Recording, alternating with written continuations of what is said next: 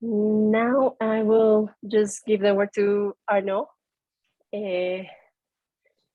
who is the lead of this Thank you very topic. much. So thank you, Arnaud. Thank you, Katarina. Can you hear me? Yes, I can hear you well. Okay, thank you very much for this opening. Thank you, colleagues, for joining. Thank you, everybody, for joining. My name is Arnaud Rollin. I am the DRR Regional Coordinator for IFRC Asia Pacific Regional Office. So I'm very, very happy to have you all today for this Climate and Environmental Crisis and Humanitarian Action webinar that's going to be held in 3 sessions. This is a webinar which is organized by IFRC Asia Pacific Regional Office, but we've been a lot supported by IFRC Geneva. So thank you for the colleagues who are going to be facilitating some of the sessions in the coming days. And we will also have speakers from WWF, from IUCN. Thank you very much to those 2 organizations, and speaker from the American Red Cross and the Swedish Red Cross. Thank you also to them. So you're here because you have an interest, of course, in environmental and climate crisis, and they are now a reality, and they're really impacted hardly human societies, and this impact will increase in the future. The pressure will be higher and higher, unfortunately. So in these changing conditions, it's very important for us as a movement to understand our role and to see what we can do, how we can act. There is a lot of talks about those different aspects, about those different ideas, and it's not always easy to understand all the different words, concepts, or approach that are used. So today, but also during the rest of the webinar, we rather want to unpack those concepts. We're going to talk about words more than numbers. We are not going to study in-depth climate change or environmental crisis.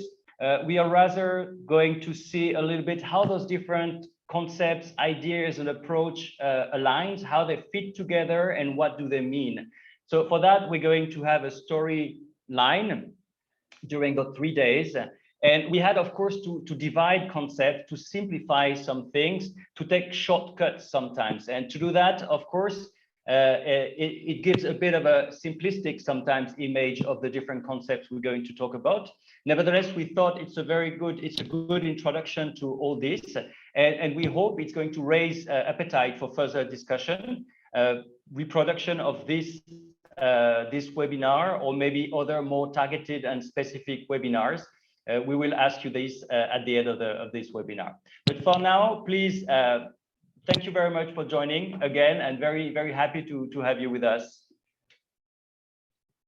We can continue, Katarina, by knowing who you are. Thanks, Arnaud. So now I'll invite all participants to go to Mentimeter.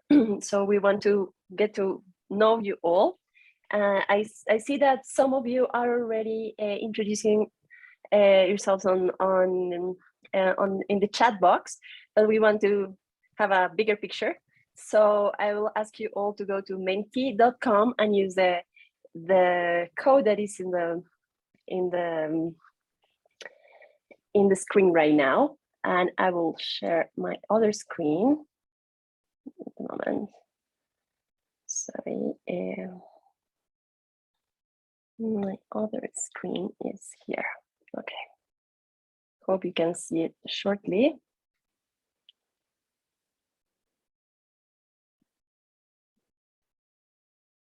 I see some answers already coming through. So I will just start the presentation mode. Good. Okay, here this was the idea to answer from your country. So the first question is, where are you joining from? I see that some answer with your organization, which is great. Is the next question as well. But we wanted to have a quick big picture of countries, and basically who is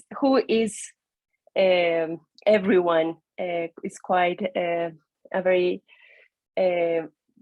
diverse and big region, and we have people also from other regions joining. So it's great to to see all these. So I see Okay, Australia, I Cambodia. can't see the results. Uh, Can you share with us, Catalina? Sorry, Yes, can you share? excellent. Okay, Thank you. sorry. Yes, perfect. Thank you. Sorry about that. I think I changed between screens and instead got it. Okay. So we have people from KL, Qatar, Nepal, Myanmar, Philippines, Korea, Thailand, Australia. Well, we have also Hong Kong. Okay. Great. And still answers are coming through. So give it a couple of minutes.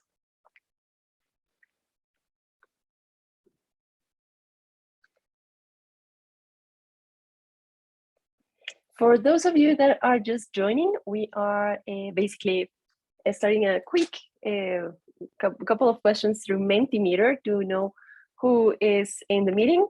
So if you can go to menti.com and use the code that is in screen right now, 46653624, and just give us your answers.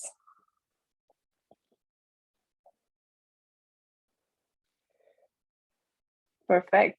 Okay, I think we have we have Philippines, Cambodia, Myanmar, India, Thailand, Qatar, Dakar, Lebanon, Philippines. Well, that's a great review of all the different locations you're all joining from. I will go to the next slide right away. I see, and this we want to know now who.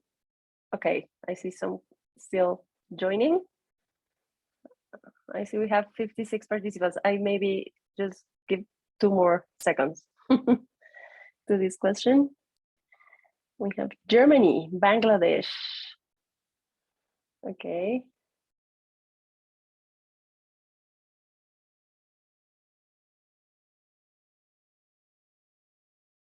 Got it. Okay. Early morning for some of you. Thank you for joining from Europe and Lebanon. Yes. So we want to know now, who do you work for? If you work for an Asia Pacific National Society, IFRC, a partner national society in Asia Pacific, a reference center, a national society from other region, or just other organization.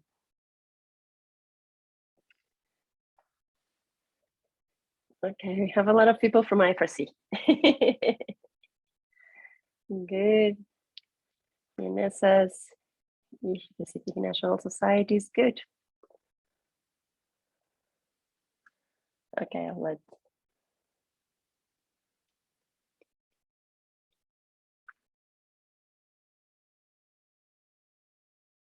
Perfect. I think I'll go to the last question. Here we have more answers coming through. Okay, we have more AP national societies than IFRC now. That's fantastic, great. And we have 5 participants from other regions. So that's fantastic and welcome. Good to have you all here. So for just to know which is your area of work, which of these areas describes better your area of work. We try to keep an open list, but please, if maybe your area of work is not here, there's an option for other. And we want just to know what is your area of expertise.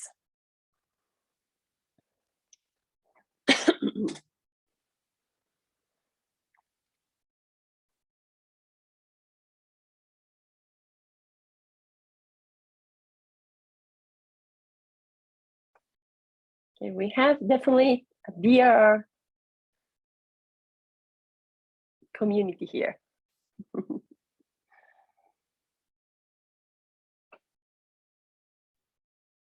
yeah, I would say disaster management community and DRR, disaster preparedness also. Yeah. Good to see we also have colleagues from other sectors. Very nice. Yeah, I would like to know which sectors. If maybe you can share in the chat which other sectors are you joining, or are you is your area of work? I think it will be great for us to keep that in mind. If you can share through the chat box for those of you that answer other. Community resilience, CEA, got it. Yeah. Good. Yeah, I have health, PMER. Great. Okay, so I'll go to next one. I think that's it. Sorry. So I will now go back to our previous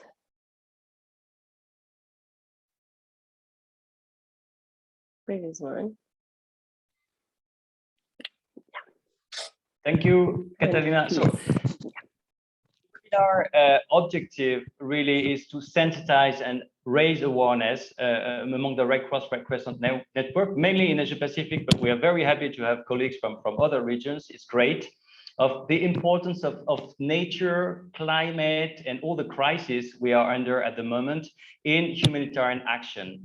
And as I was saying earlier, the main point for us is really to unpack some of these key concepts you hear every day, to see what it relates to and how those are different, are aligning with each other. Yep, next slide. The outcomes really, and we really stress that, is to learn and understand the terminology that we use every day and to see how we can use it better. Work on understand the relevance, of course, of addressing the crises that are threatening human societies at the moment. See how the Red Cross and Red Crescent movement can address those issues, what can be our role, what we know how to do already, and maybe what we can do a little bit differently to better address those challenging conditions. Yes, we will highlight nature. We are working in resilience. We are working in DRR. We are working with climate. We are working with health. We are working in a lot of sectors that are directly or indirectly related to nature. But nature is usually not in our DNA as the Red Cross Red Crescent movement. And we will see how we can include it in the way we work and the way we think, and how we can benefit from the services from nature. And as a first approach, we will see the tools and approaches that can be used already by the Red Cross Red Crescent, things, as I was saying, we are already doing, and things we can be doing also in the future to address current challenges that are threatening human societies. Today, oh, no, sorry, the webinar methodology is, so we split it in three days. As I was saying earlier, even though we are not going to go in depth in some concepts, we just want to have the story. We still need 3 days, and we have 3 hours each day to have a look at those different concepts. Today, it's the introduction to climate and environmental crisis and humanitarian action. We're going to see a little bit the big picture. And I'm going to go in the agenda, or actually Catalina is going to go in the agenda in detail a bit later. Tomorrow, we're going to see how we can keep on strengthening resilience with community, how we can build on what we know to build community resilience, as well as our resilience as an organization in order to work in these different crises. And we're going especially to stress how we can use nature to do so. And the day 3, which is going to be on Thursday, we're going to see how we can reduce our negative impact on the environment. And in terms of reducing our negative impact in the environment, we talk about the communities and the societies we're working with, but also us as an organization. So we will detail all that a little bit today, and also in day 2 and day 3.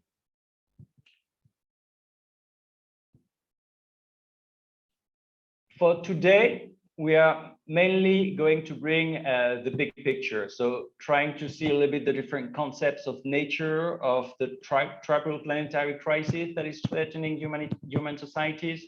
We're going to see how relevant it is for our work as a humanitarian organization.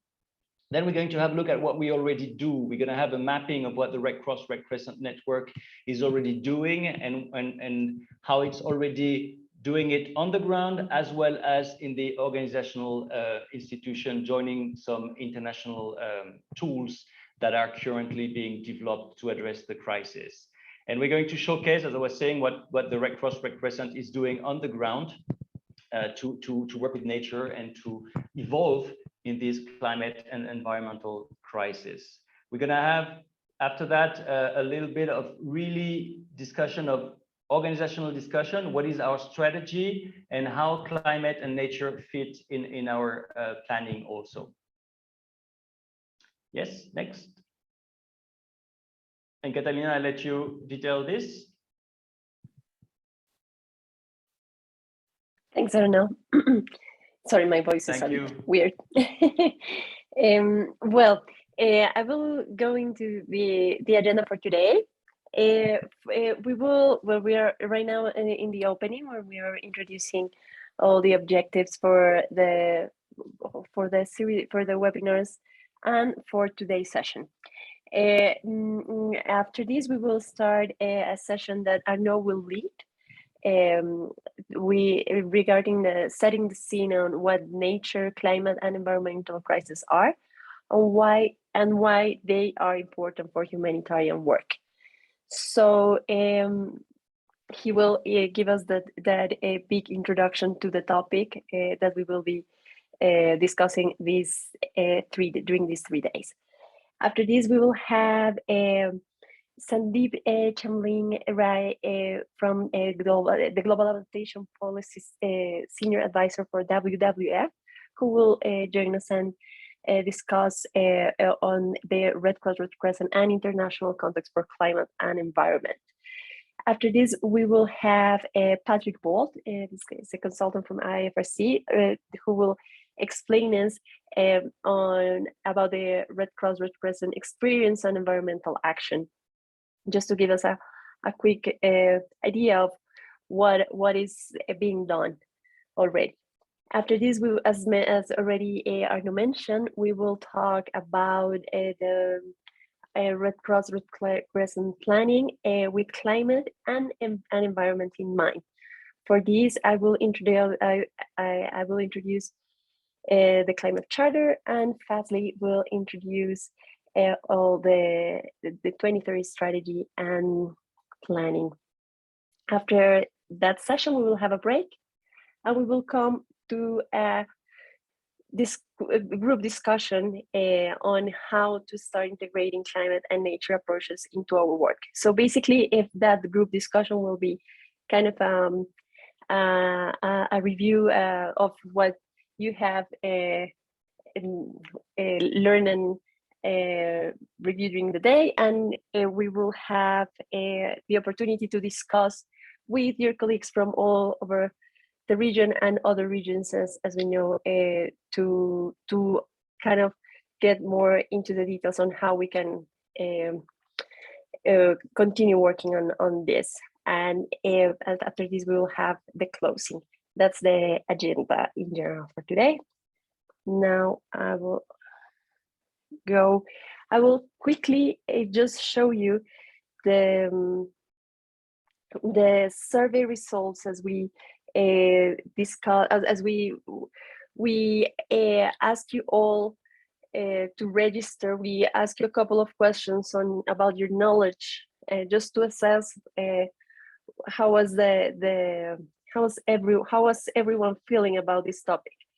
So we have in total 140 answers. Sorry, there's a word in Spanish there. That's the Google setup. So we had I have the summary of the answers of the questions we asked you. The first question was, are you familiar with the term environmental crisis? And we see that there's some familiarity with it. I think we had just a few, from 1 out of 5 people feel relatively more familiar to the topic, to the term. How much knowledge? I think we will help improve your knowledge with this webinar, hopefully. Regarding nature-based solutions, it's kind of the same, but more towards 3, definitely. I think everyone has heard the term, but not feel fully sure what it refers to. So same happens with green response. Maybe not many very familiar to it. And relating to the experience that that you have with working on climate-related topics. You have quite a. You can, yeah, thank you. Relating to the experience of working with climate-related topics, we have quite between 3 and 4. So we have an average of experience in this in the respondents. Do you have experience working with nature? Here was a bit more towards 3, but towards 2 and 1 the answers. So we have less experience with nature, more towards climate. And how much do you feel you know about the application of climate nature approaches in your work? And there's kind of a lot of 3s and 2s. So I think we that's the idea of this webinar, to keep improving that knowledge. Which topics are you more interested to learn about? So key concepts, working with nature, and reducing negative impacts. Definitely working with nature. I see that that there's a big audience on VR from the VR colleagues, so that's definitely a part of the answers that we got here. And have you heard about Nature Navigator? Actually, here we had this is a kind of 80, almost 80 to 20 responses. So we have 80% that basically didn't know about the Nature Navigator, and just 20% that knew about it. So hope this is a good opportunity for all of you to learn more about it. And well, I will just give the word back to Arnaud, so we can, with this, we finish the closing, the opening, and I will just, I think we can start with the session, Arnaud. Thank you, Catalina. Yeah, a lot of 3. I would take the 3s as being neutral, a little bit interested, maybe not knowing if they have knowledge, they want to have knowledge. So yeah, hopefully we're going to respond to these questions you might have. I don't know if you have now a question you want to address before we start with the presentation. You can type in the chat, raise hand. Okay, so if everybody is comfortable, then we're going to start with the first presentation. It was initially planned to be 2 small PowerPoints, but I might make only 1 PowerPoint, and then we will join after for question answer. For the sake of time, I think it's going to be maybe a bit easier like that. Can you see my screen that says setting the scene on day 1 in the climate environmental crisis and humanitarian action? Do you? Yes. Excellent. Thank you very much. So in that session, we're going to talk about nature, human societies, the triple planetary crisis. And as I was saying, maybe the question and answer session is going to come after the second presentation we're going to have also. So what is nature? What is nature? There is no strict or census definition of nature, at least among the organization I've been asking to. Nature is considered a little bit as being an old word and not really a scientific or a development and humanitarian word. Nevertheless, I think it's a beautiful word. So I went to see in the Britannica to see the definition that we would have. And I mixed it, I have to say, a little bit with other information coming from other definitions. What comes out of it is that nature is the physical world. By physical world, not made by people, we mean the one which is not made by people, and everything in it: air, water, soil, plants, animal, etc., etc., as well as the interaction within and between them. So the idea of that definition is to say that nature is a system. It's not a sum of units, it's different natural units, and also the interaction that all of those units have with each other. So that's how nature, this big system, is defined. Now we say that nature relates only to what is not made by people, meaning a car wouldn't be nature, a building wouldn't be nature. But the fact that nature relates to things that are not made by people doesn't mean that people on human societies are not part of nature. So it's very important here to see that nature includes us, includes human and human society.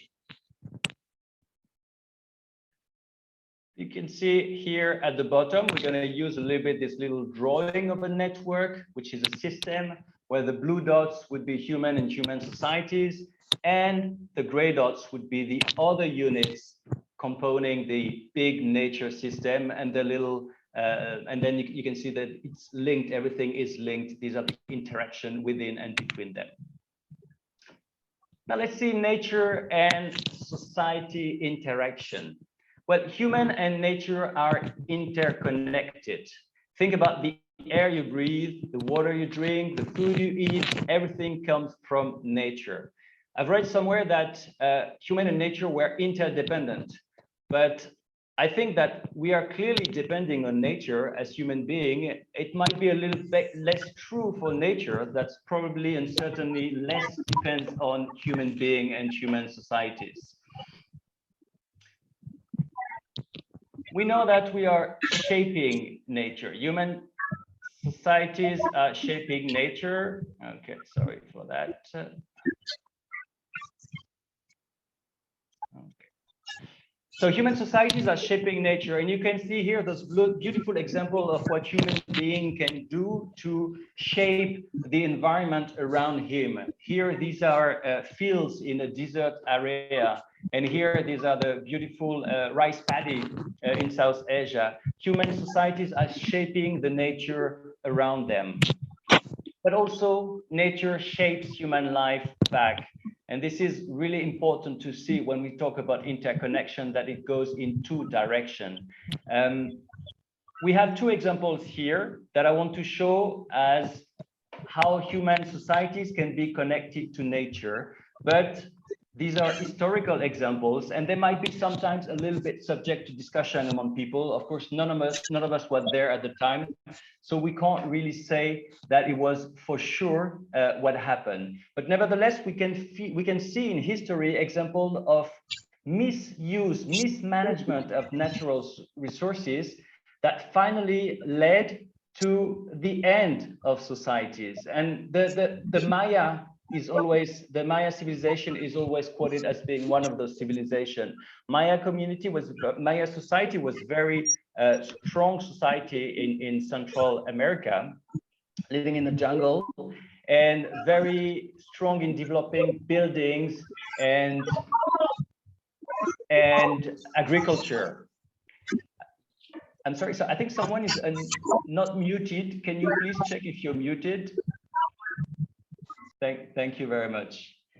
Thank you. So the Maya were living within their environment, and were people of agriculture. And it is said that at some point they were growing, they were so wealthy that the balance between nature and their society became imbalanced. So they cut so much trees around the towns they were living in that they change a little bit the cycle of water, and they could even have changed the climate, the microclimate in the areas they were living. As a consequence, they were not growing as much food as they used to, while the community was also growing. And it is believed that this imbalance between the nature and the human society was one of the reasons why the Maya society disappeared. There is also an example with the Easter Island, which was uninhabited for a while. And then the human being arrived on the Easter Island, and it is thought that there was an overuse of forest product, of nature, that in this finite environment, in this small island, could not provide anymore for the human societies, leading to the end of those societies. As I was saying, this is a bit controversial sometimes. It's a bit of an easy, probably too easy example of showing the interconnection between man and nature. But it's certainly, for both of those examples, the mismanagement of natural resources led probably to the end of those societies. There are also positive examples of change in the course of the management of natural resources. There is an example in Japan in the 17th century where there was an overuse of forests that led to problems among the societies living in those forests. And there was a policy that was taken by the shogun to stop using the forest product. It was probably a very hard decision to make, but this is documented that it let forests grow back, and this civilization could avoid getting in probably serious troubles. So this is a bit the big picture of how human and nature are interconnected.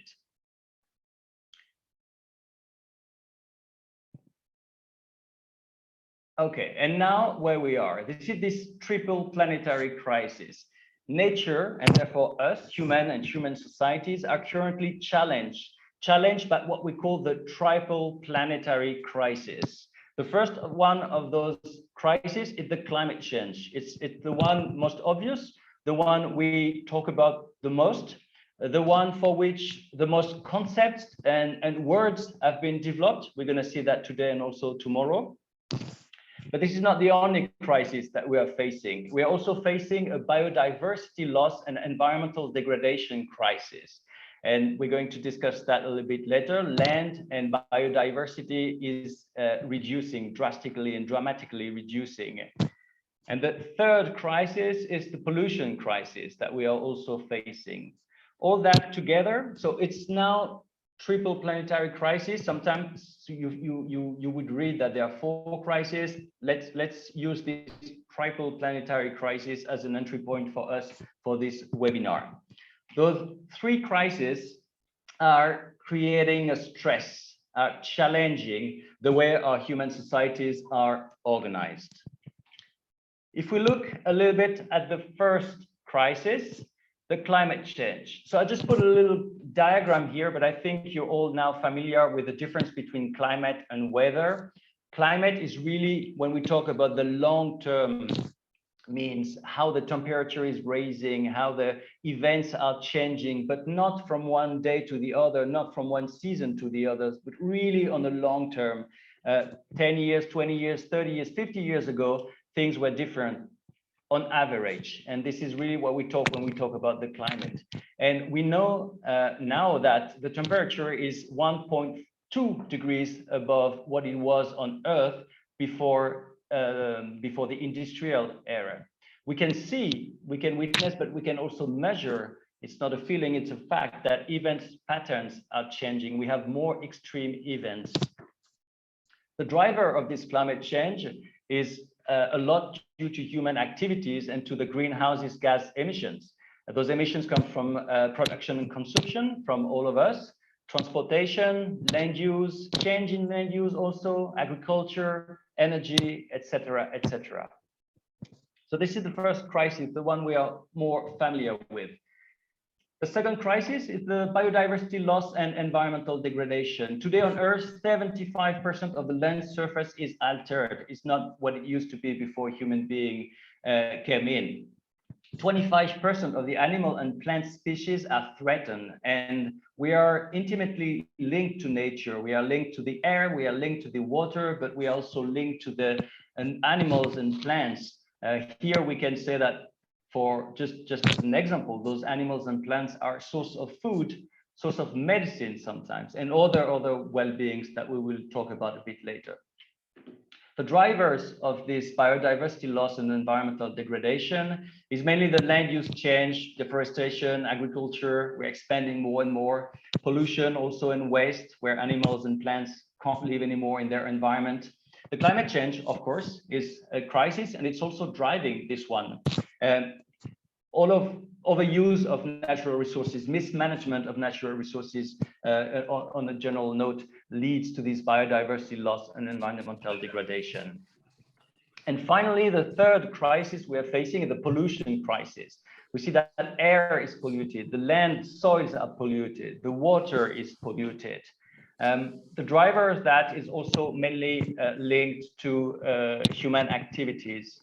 Industry, chemicals, agriculture, waste mismanagement, transport, energy, etc., etc.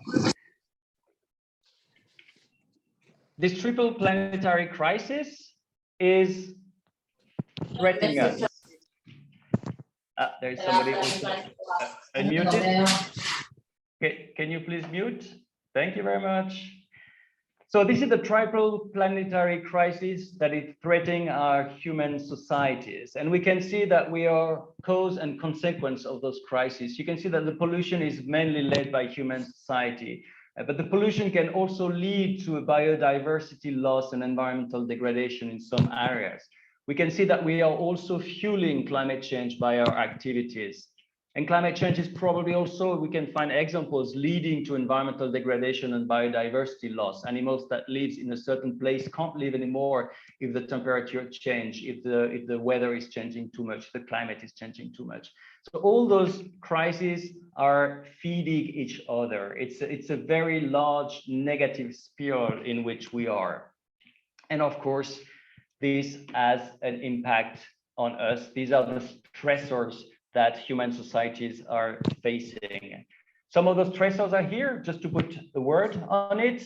We mentioned that already, extreme weather events, more frequent, more intensity, any kind of event, natural event we can see, lower agricultural productivity, water stress, diseases.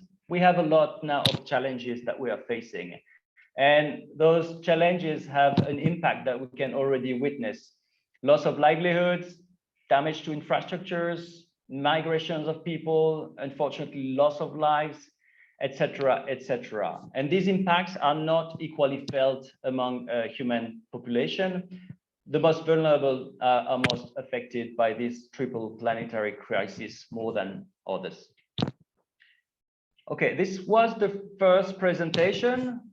I hope you were in a good mood this morning, because I totally feel that these are not very positive news that I'm sharing here with you. And I would like to share my screen again and to move on with the second presentation.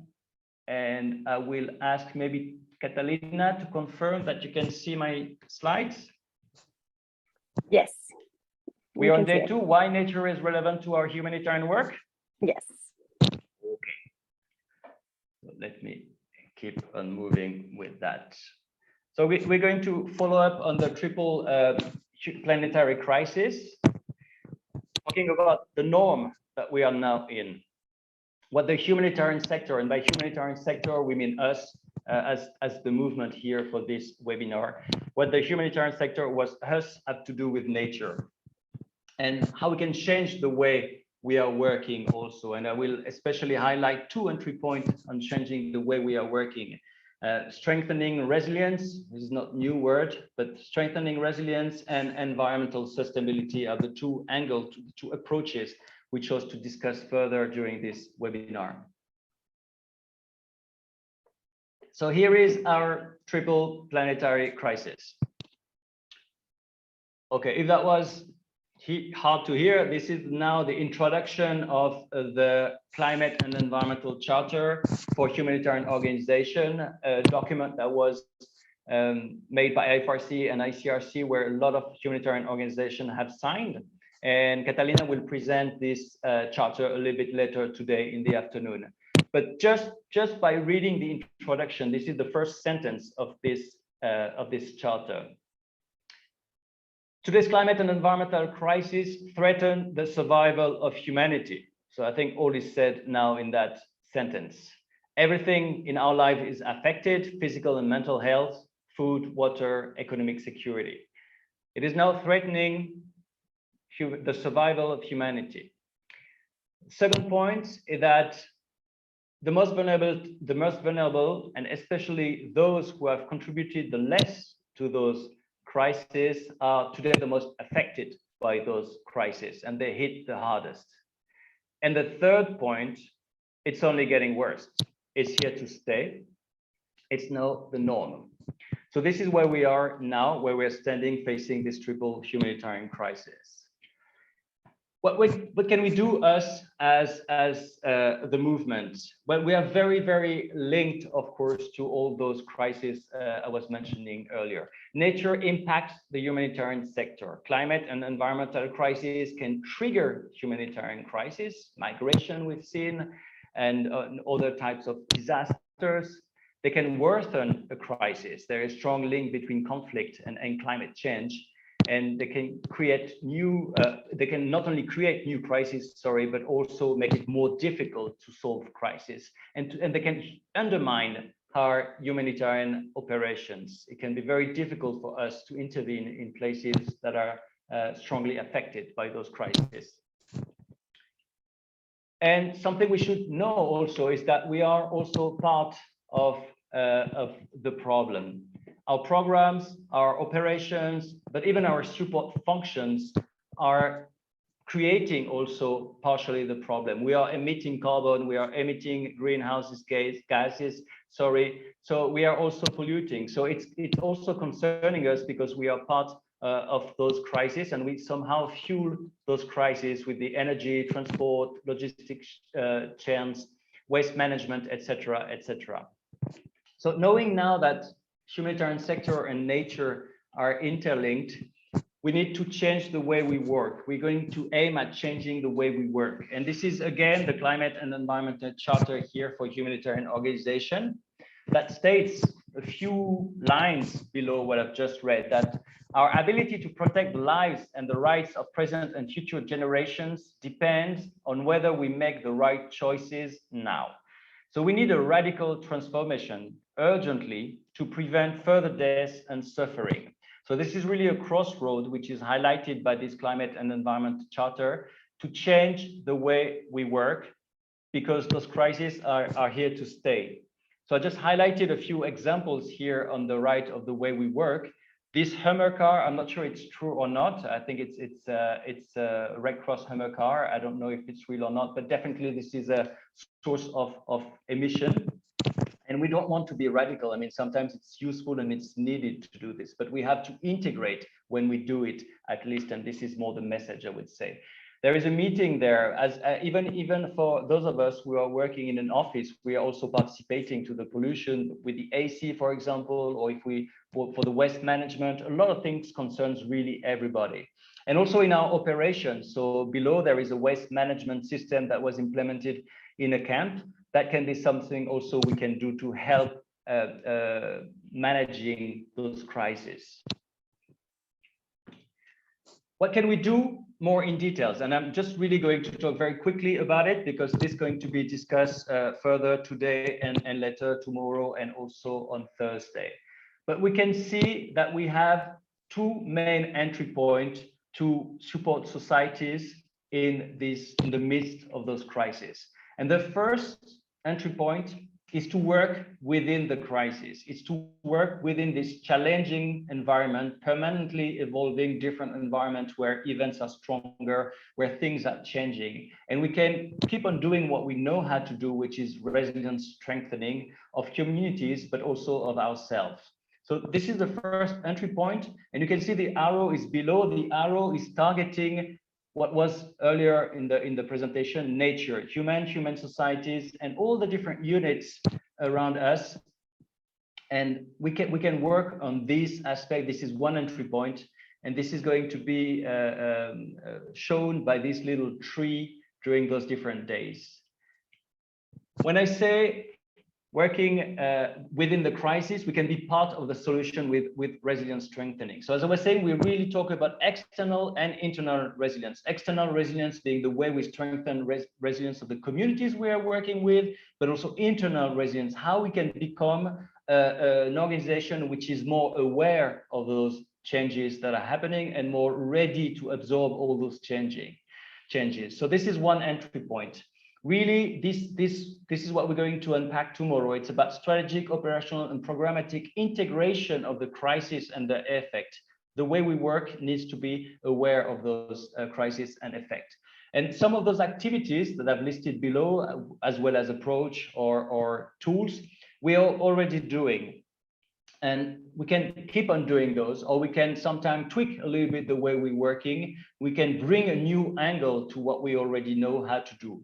And here I highlighted some of the aspects we're going to discuss tomorrow about awareness raising, resilience, community resilience and disaster risk reduction, climate change adaptation, climate smart programming and operations, and nature-based solutions. So that's the first entry point, working in the midst of the crisis. And there's a second entry point, which is addressing the crisis driver. We've seen earlier that we are part of the crisis, but also the communities we are supporting are also fueling those crises. And this is the entry point we can have, is really to address everything that is fueling and strengthening those crises that then comes back to us. And this is what we call environmental sustainability. And we're going to discuss that more on day 3, which is called reducing our negative impact. Our being us as human society, and us also as an organization. Once again, with this entry point, we can be part of the solution by addressing the crisis drivers. As I was saying, so external and internal. We look at the communities we are working with, and we look at us as an organization. How we can reduce our negative impact in our strategy, operations, and program. This is what we're going to discuss on day 3. And same thing, some of those activities we are already doing, we can just tweak them a little bit, change them a little bit to include more sectors and more approaches. And some approaches are more new. These are the new words you're hearing sometimes, and that can be confusing if we don't say what's exactly behind those aspects. So this was this introduction about setting the scene.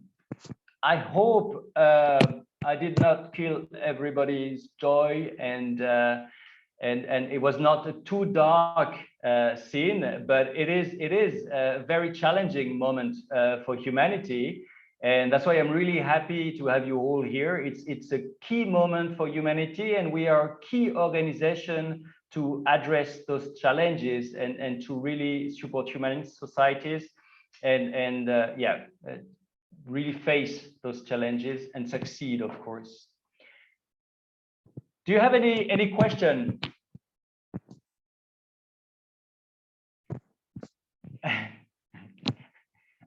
This is going to be more joyful after, I promise.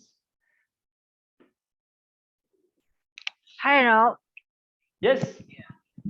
This is Haja from MRCS. Hello, Haja. Hi.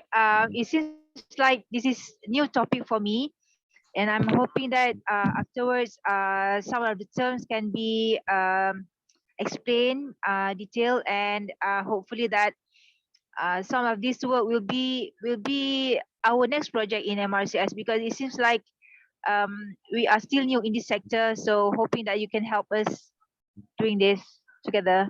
All right. Yes, I would be very happy to do so. And yes, I put a little bit all the keywords, all the buzzwords in this first presentation. It's not to create confusion, but it's to say what we're going to address day by day. So the green part is going to be addressed mainly tomorrow, and the blue part mainly addressed on Thursday. Do we have any other question? Okay. Happy. We're going to unpack slowly all those informations in the coming days. I think we have what was supposed to be a 15-minute break, but it's going to be a 5-minute break as usual. We use We try to trick you a little bit, sorry for that, but we use long breaks on paper that are in fact our buffer zone because we already know we're going to be late each time. So this 15-minute break is going to become a 5-minute break. And then we're going to have a very, very interesting presentation by one of our external facilitator that was very nice to join us, Sandeep, but I will introduce him later on. Let's meet in 5 minutes. Catalina, do you have this timer, your secret timer? Yes or no, and is running. I'll share it now. Thank you. Perfect. See you in 5.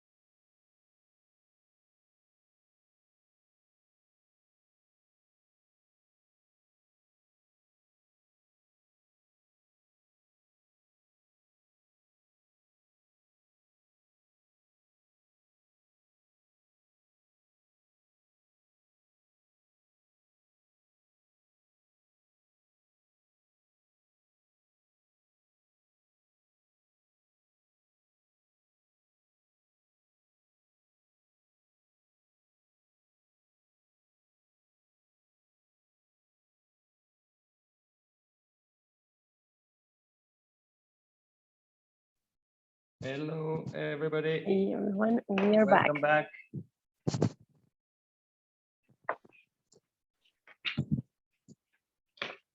Thank you very much for being here with us. And thank you very much, Sandeep, for joining us. So may I introduce you, Sandeep Chamling Rai. He's the Senior Advisor for Global Climate Policy for WWF globally, but sitting here next to us, we are in Kuala Lumpur, he's sitting in Singapore. Sandeep, thank you very much for joining today. I think when we said how the situation is, we understand that we have to work all together for addressing it. And this is very nice to have you from WWF joining us today to give us a presentation, maybe bringing a little bit the big picture of the international agreement and that you perfectly know, or this key policy framework. Sandeep, are you co-host? Is it okay for you technically?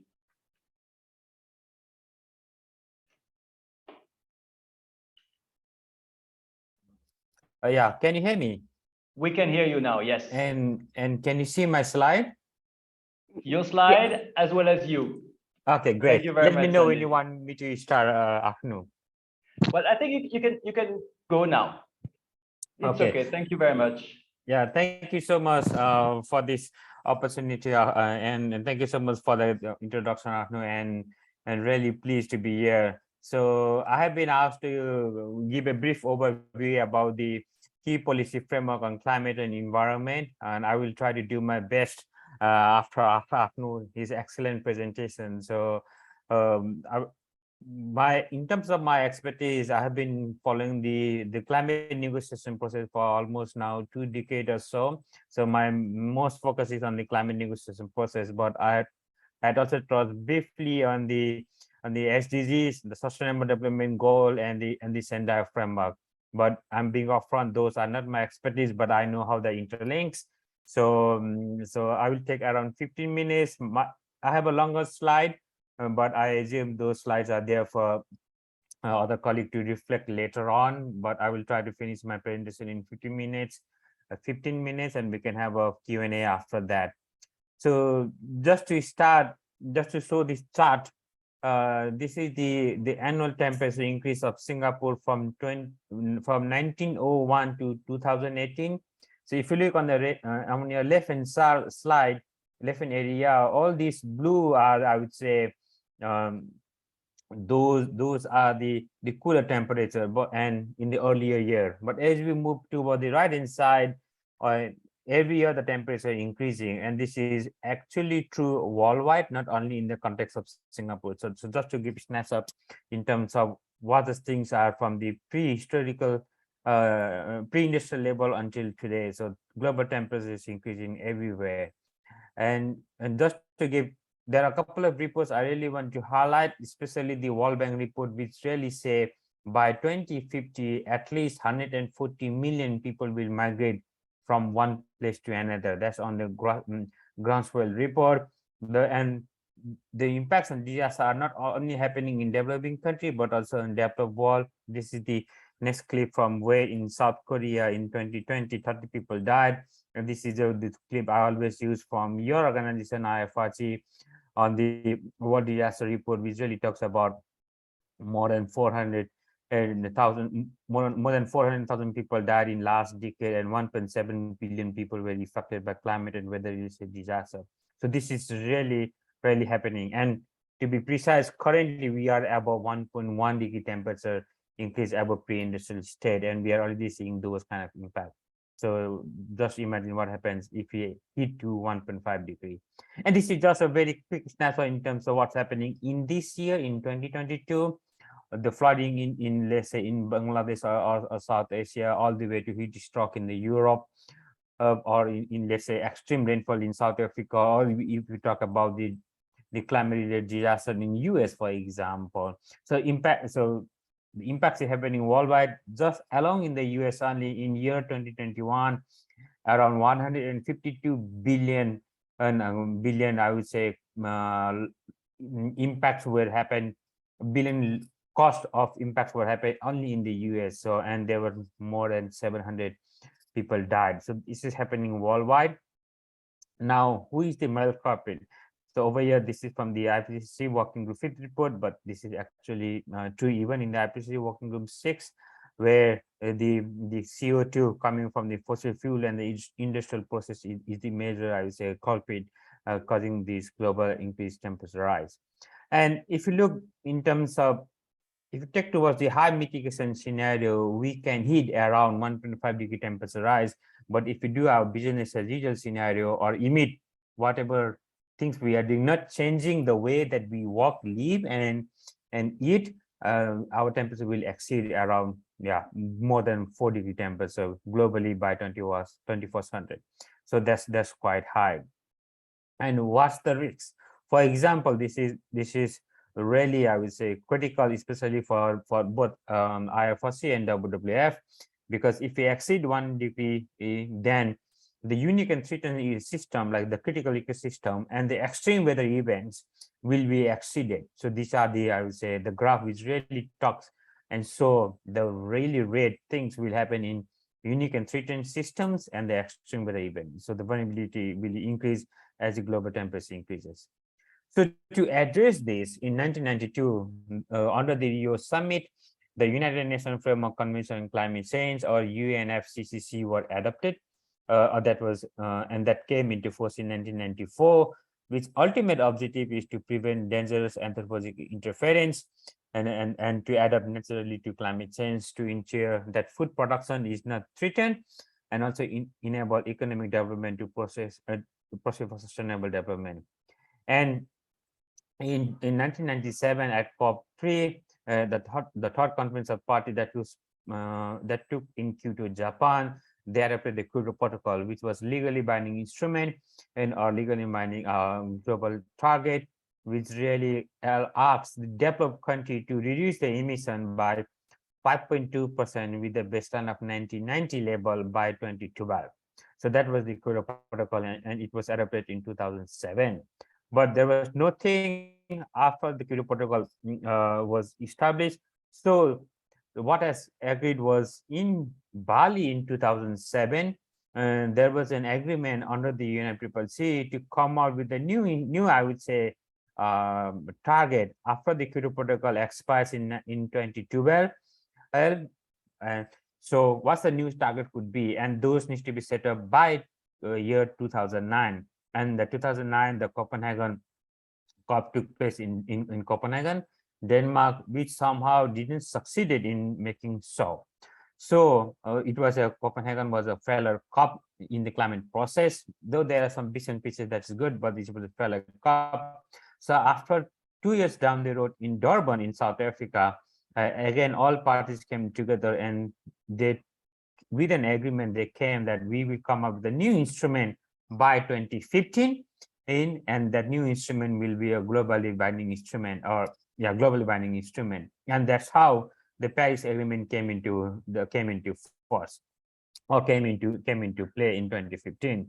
But the critical component, and we need to really understand, is in 2014 there was an agreement that each country will put forward the nationally determined contribution, or called INDCs, in terms of what the country will do for the climate action nationally, that will really aggregate at the global level for the Paris Agreement. So that was the critical milestone on which we name is called INDC, or Intended Nationally Determined Contribution.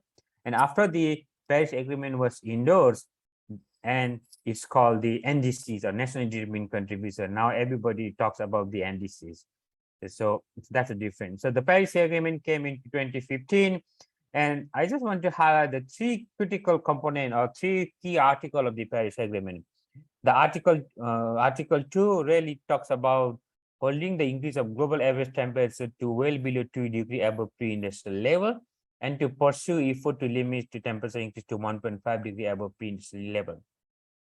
So this 2 degree and 1.5 degree is very critical, and the text on the 1.5 degree pre-industrial level came in very last moment, I think on Saturday night, and that has a big implication. I will show you the slide, what the difference between the 2 degree and the 1.5 degree. And we as an NGO, we always talk about 1.5 degree above pre-industrial level.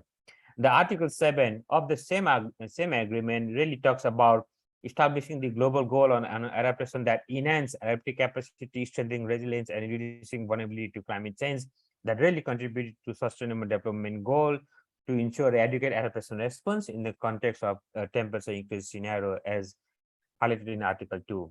And the article, it also talks about the countries really recognize the importance of averting, minimizing, and addressing loss and damage associated with the adverse effect of climate change, that including extreme weather events and slow onset event.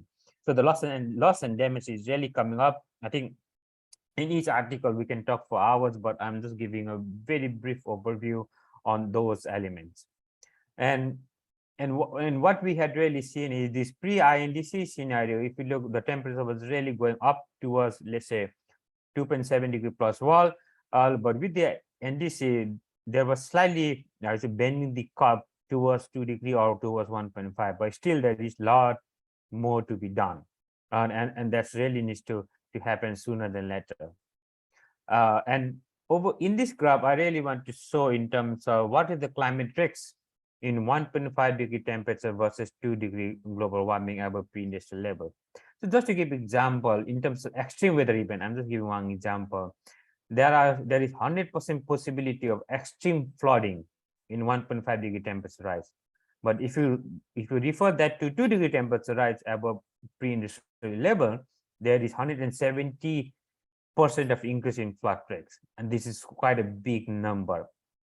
Let's say in sea level rise is 46 million people impacted by 48 centimeter increase in sea level by in 1.5 degree temperature scenario.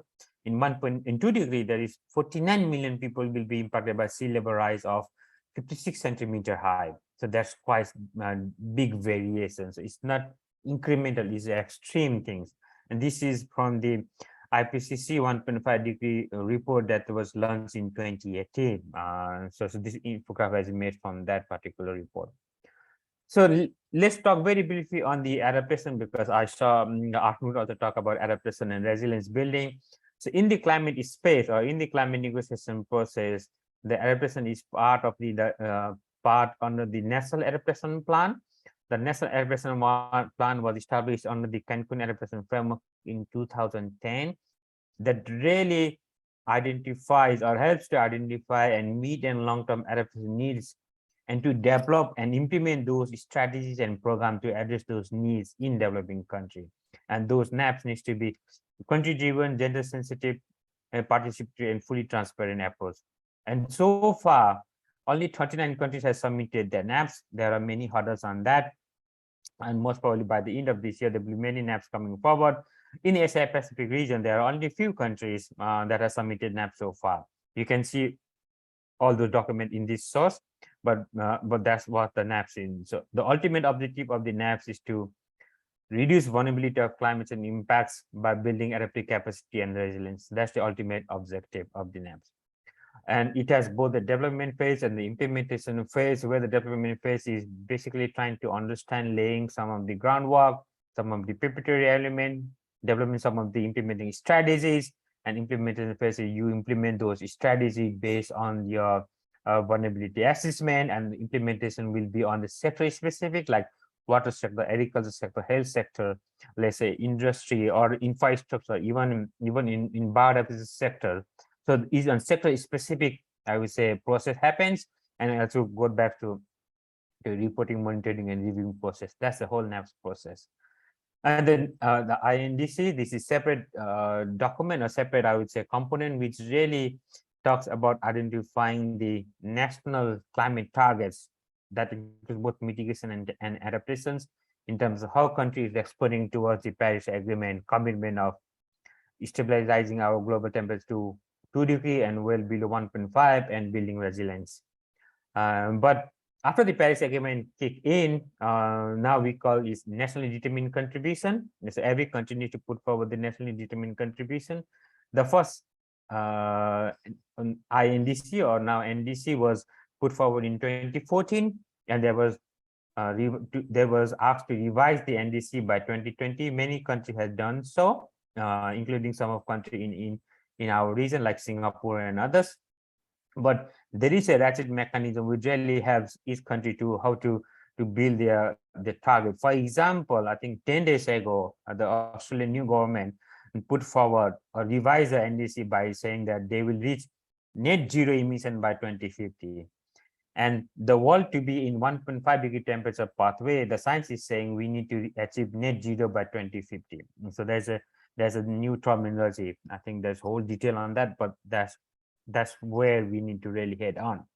And in this right hand side, we as a WWW, we came out our kind of campaign. We say the NDC with one, and we review the NDC or that each country has put forward and categorize into different components.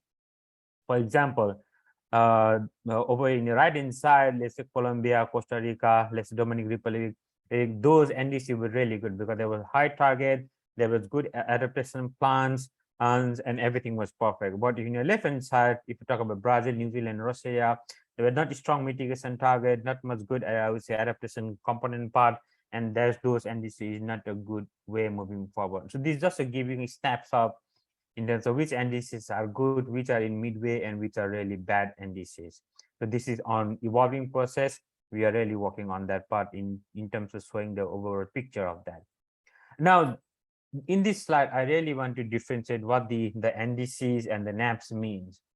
So NAPs overall objective is to identify mid and long-term adaptation needs, whereas the NDCs is country to communicate their climate contributions. It can be mitigation, adaptation, and finance contribution. So that's the NDC. NAPs came in 2010, the NDCs in 2014. NAPs really asks all developing countries to put forward the NAPs by into the UNFCCC, where the NDC by all countries. So there is the money for the NAPs preparation, at least $3 million for the NAPs readiness through the GEF Green Climate Fund thing. But for the NDC, there is none. So there is no any particular decision, but each country can apply. And NAPs is a tool for country to identify their adaptation needs, or I would say the vulnerability of climate risks, whereas the NDC is means to communicate your country priorities, and it can be both mitigation and adaptation. So it's one is a process, one is a communicating tool. So just to give a snapshot.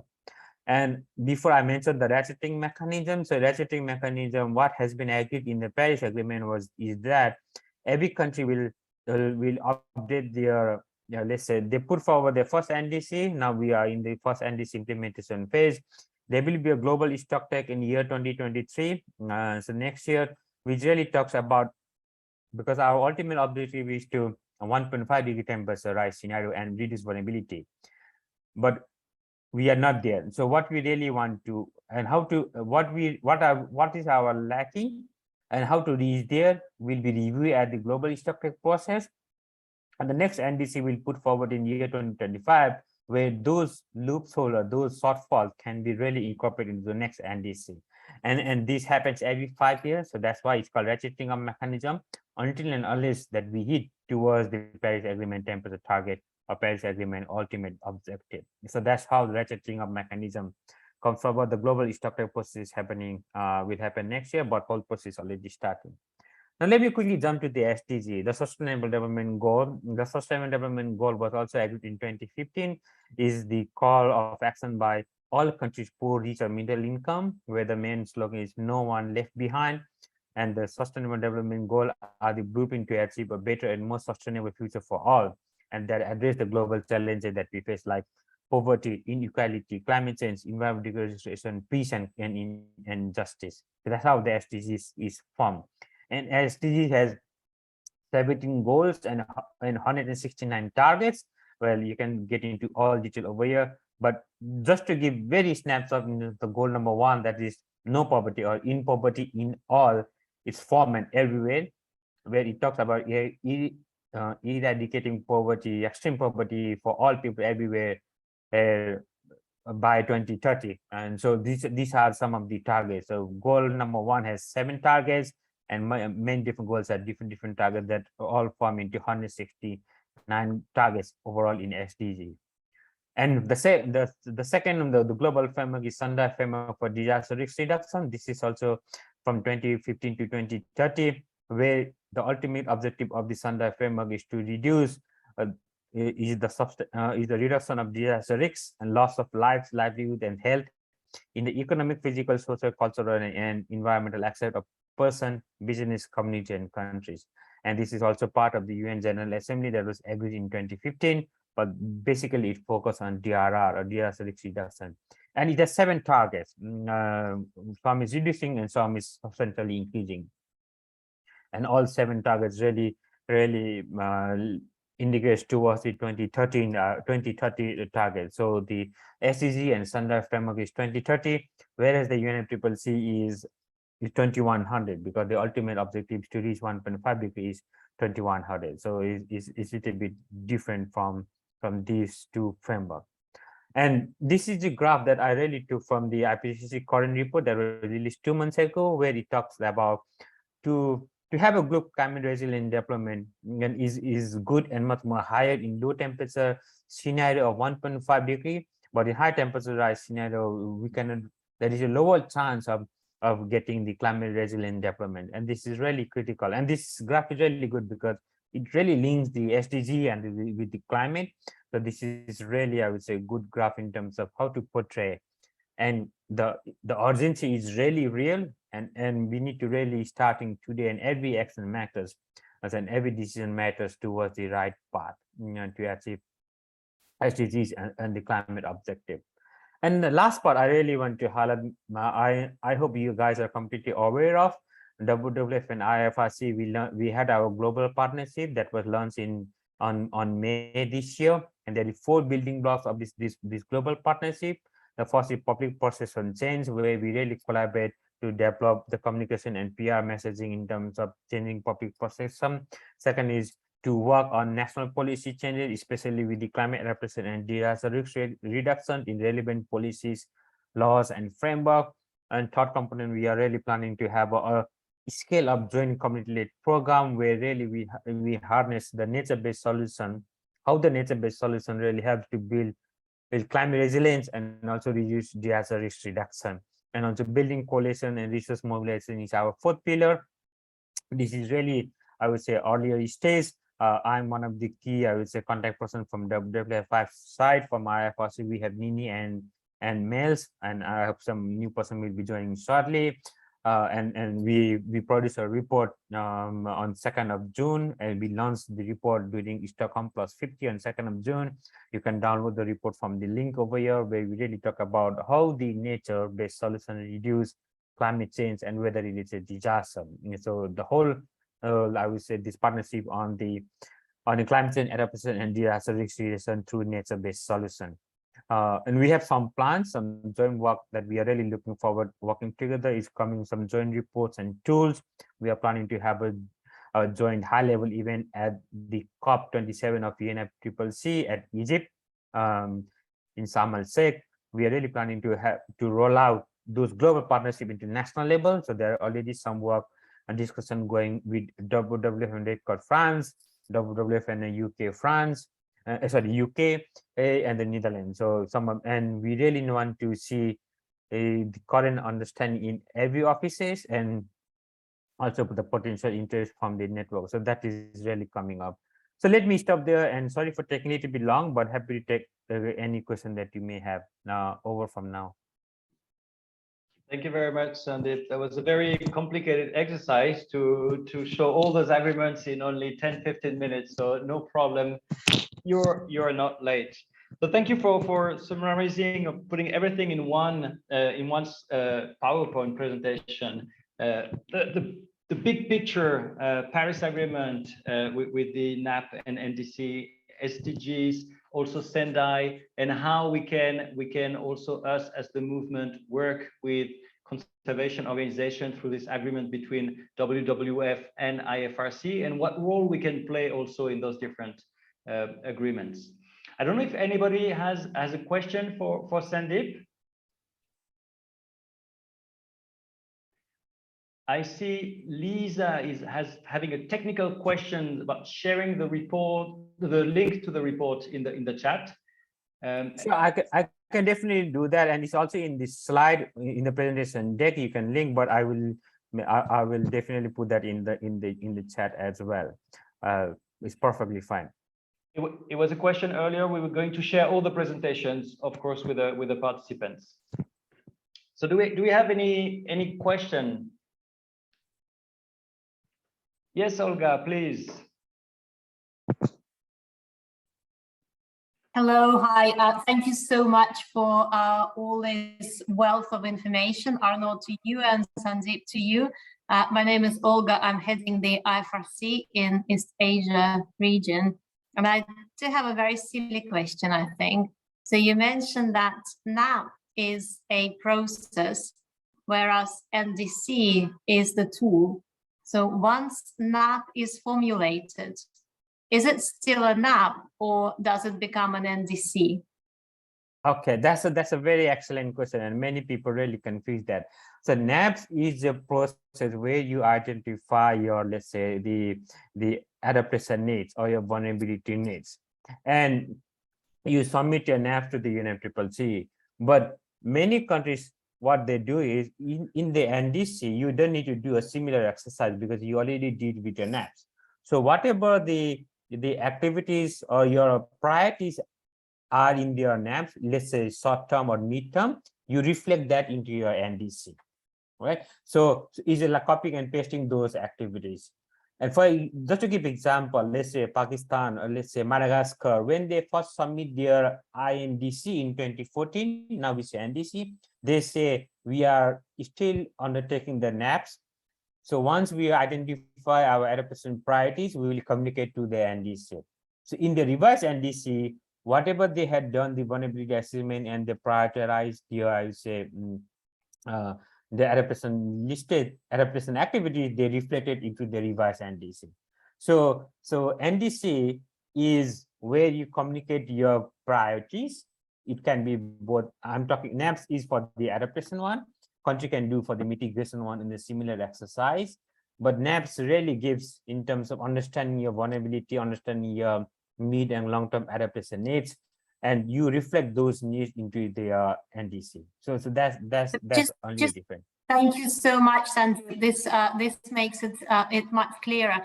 But just to confirm that implementation of NAP and an action plan for NAP and the budget, it still sits with NAP. It doesn't sit with NDC. Well, getting money you can get from everywhere. So for example, when you put a proposal for the G and GCF, you can say this is listed in the NDCs and also on the NAPS. It's perfectly fine. For the NAPS preparation, there is $3 million that comes from the GEF, but for the NDC, there is no budget. Implementation is the second phase where we are really fighting. Just to give example, in the UNFCCC context, only 4 to 8% of the total climate finance goes for adaptation. So in Glasgow, there was a decision that developed country will double their adaptation financing by 2025 with a baseline 2019 level. So those things are that. So there are multiple elements where the financing things come from. But for the NAPS preparation, there is a dedicated funding in the GEF. But for the implementation, we are still fighting how the money comes from. But you can apply for GCF, you can apply for GEF or LDCF or even for adaptation fund. There are multiple windows, including the bilaterals and the private finance. Thank you so much, Sandeep. Yeah, thank you very much, Sandeep. Yeah, I think this open for future more in-depth specific session. But I would like to have you please answering one last question from Lisa in the chat that links pretty well with our next session after that. From an outside perspective, how do you see the role of the movement in these processes you've been mentioning? And where do you see the biggest gap for the movement to get involved in? One thing, well, there is a lot of work that is already in the mitigation front, which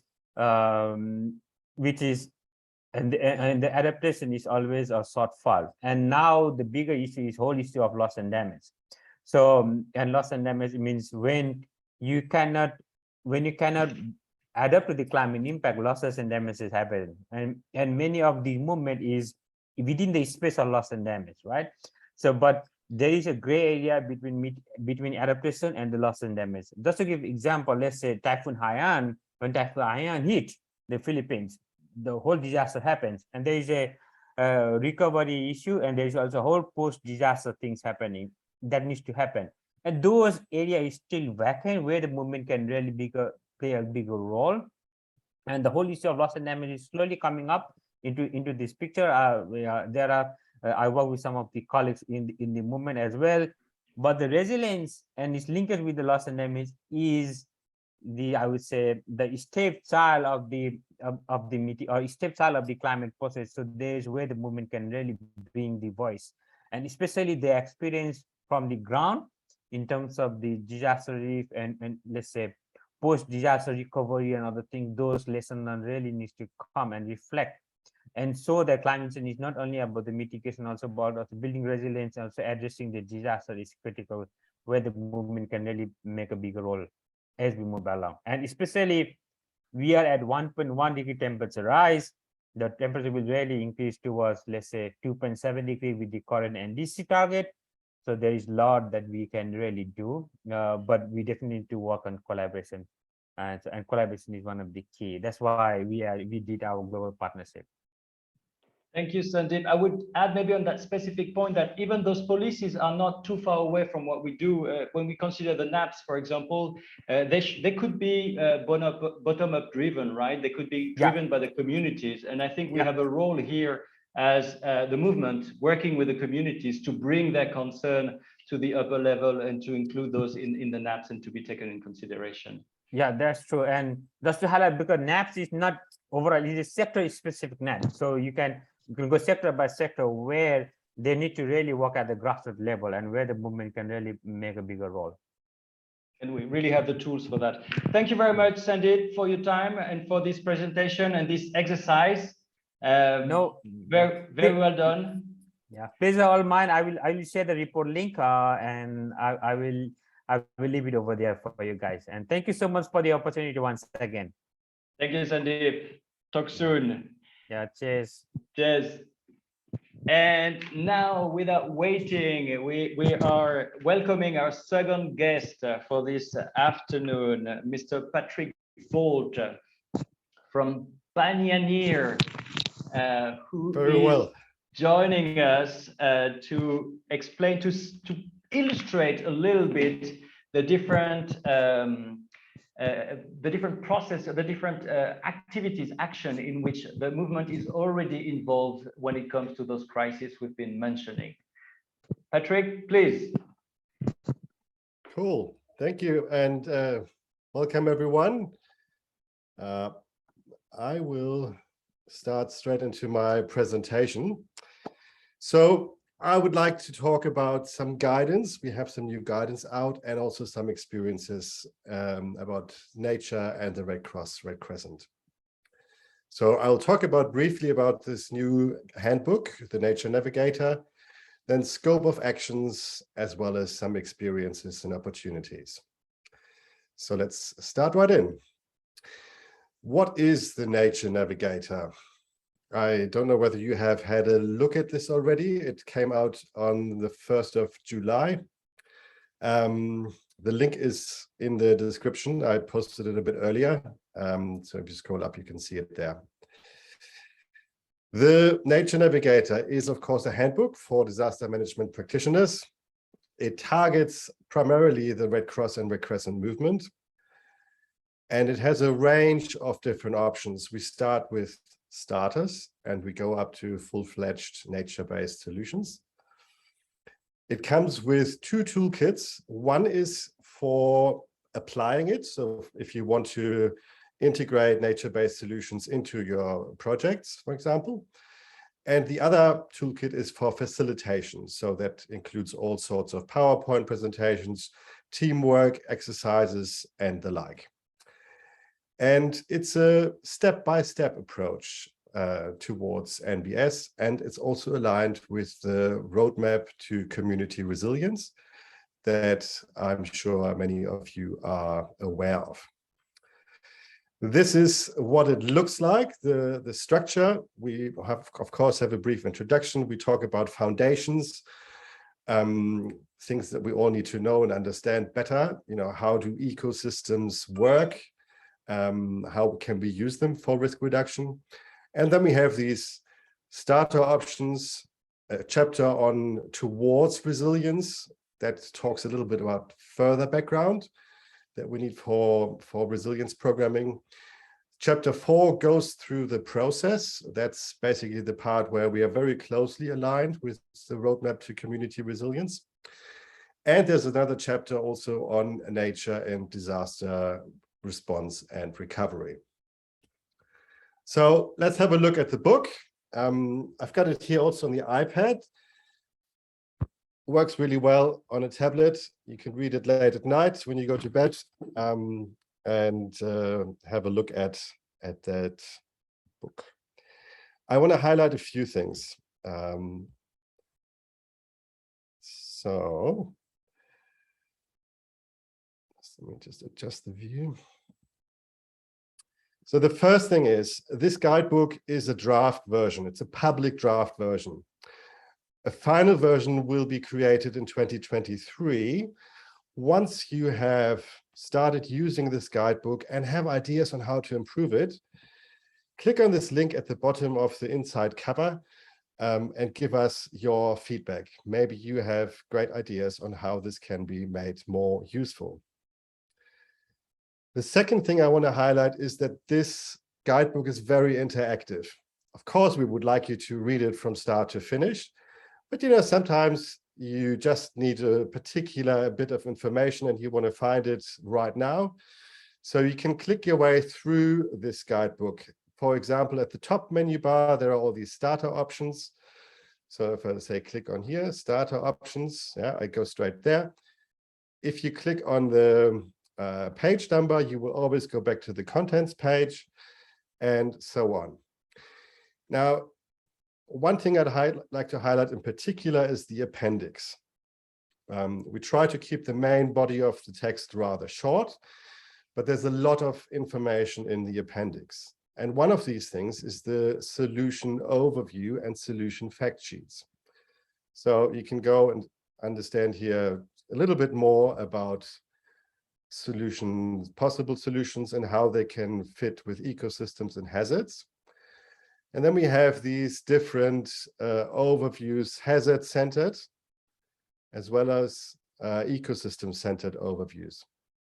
And then you can click on these, and you will go to one-page solution fact sheets. So on each of these pages, you see a brief snapshot, as well as at the bottom, guidance for further resources, as well as some case studies.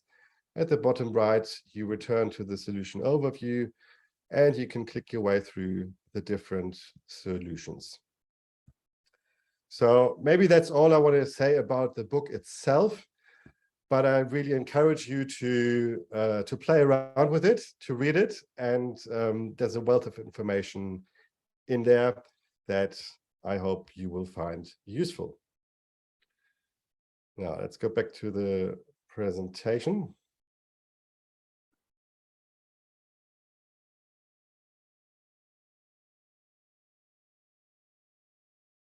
Okay, so let's talk about the scope of actions. What can we as Red Cross Red Crescent societies actually do? Sorry, on the one hand, the yes? view is on presenter's view, if you can enlarge it. Yep, swap. Thank you very much, Catalina. So the first thing is of course, we can increase our efforts in working with nature. And that can mean lots of things.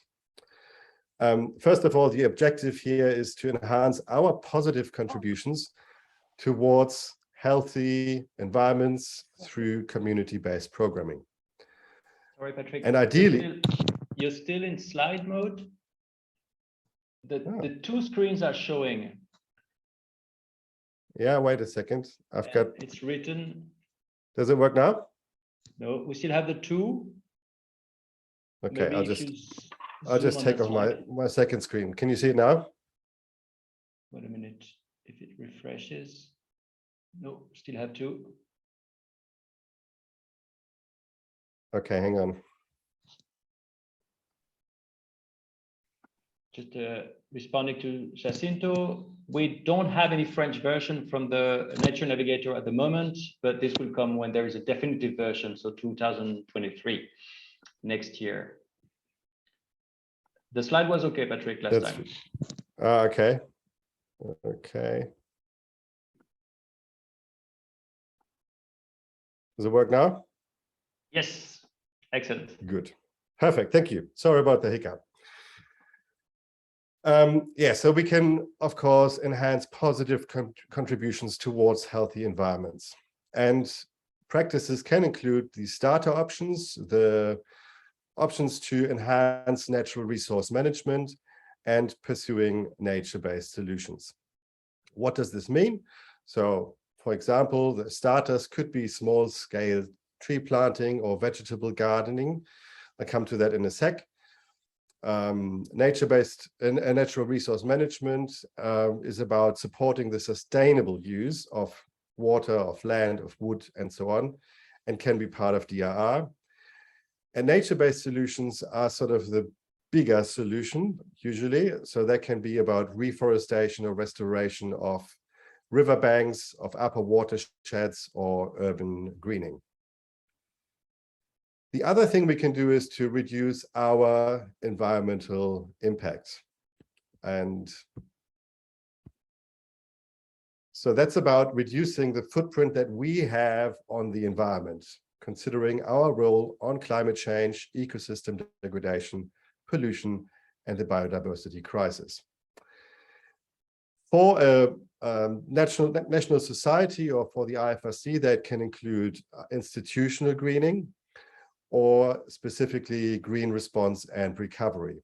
And examples could be having greener fleets, reviewing our supply chains and suppliers, pooling of resources to be more efficient, energy efficient equipment, and so on. Mainstreaming environmental considerations basically into all of our operations. Now I want to talk a little bit about adding and subtracting, and how ecosystems and risk relate. Basically, we have something like a baseload risk of a given community. Any community that you work in has some risk, some level of risk, related to geophysical or to hydrometeorological hazards. And what we do about them, the risk levels that we have, is the conventional DRR as we know it. It's the early warning, it's the early action, preparedness, and other aspects of vulnerability reduction. Climate change adds more risk. It brings more extreme weather and variability. Sandy mentioned the 100% or 170% increase of flood risk, for example, but there's also droughts, heat waves, wildfires, and so on. And actually, that is related to the fact that the air is warmer. And warmer air holds a lot more water. So the water is stored up there in the atmosphere, and it comes down with greater intensity. So that's where we have that increased flood risk, for example. Or it just stays up there and doesn't come down, and we have more droughts. Our risk levers at the community level are limited. On the direct front, really, we cannot do anything about climate change. A community, even if everybody became totally carbon neutral and we did everything possible, climate change would still happen. We can do nothing at the community level to have that effect that we wouldn't have any more climate change affecting that particular community. But of course, we can do a lot of indirect things. We can adapt to climate change adaptation, and we can account for future risks better than we may have done in the past. Now, the role of ecosystems. The status of the ecosystems around us further influences that level of risk for communities. So your risk levers here are protecting, restoring, and sustainably managing ecosystems to reduce exposure, to reduce sensitivity and vulnerability as well. And I want to show this a little bit. So I'm going to stop sharing for a second. And I've brought a little community here. I hope you can see this. These are a couple of Lego men, and women and some of them have life vests on.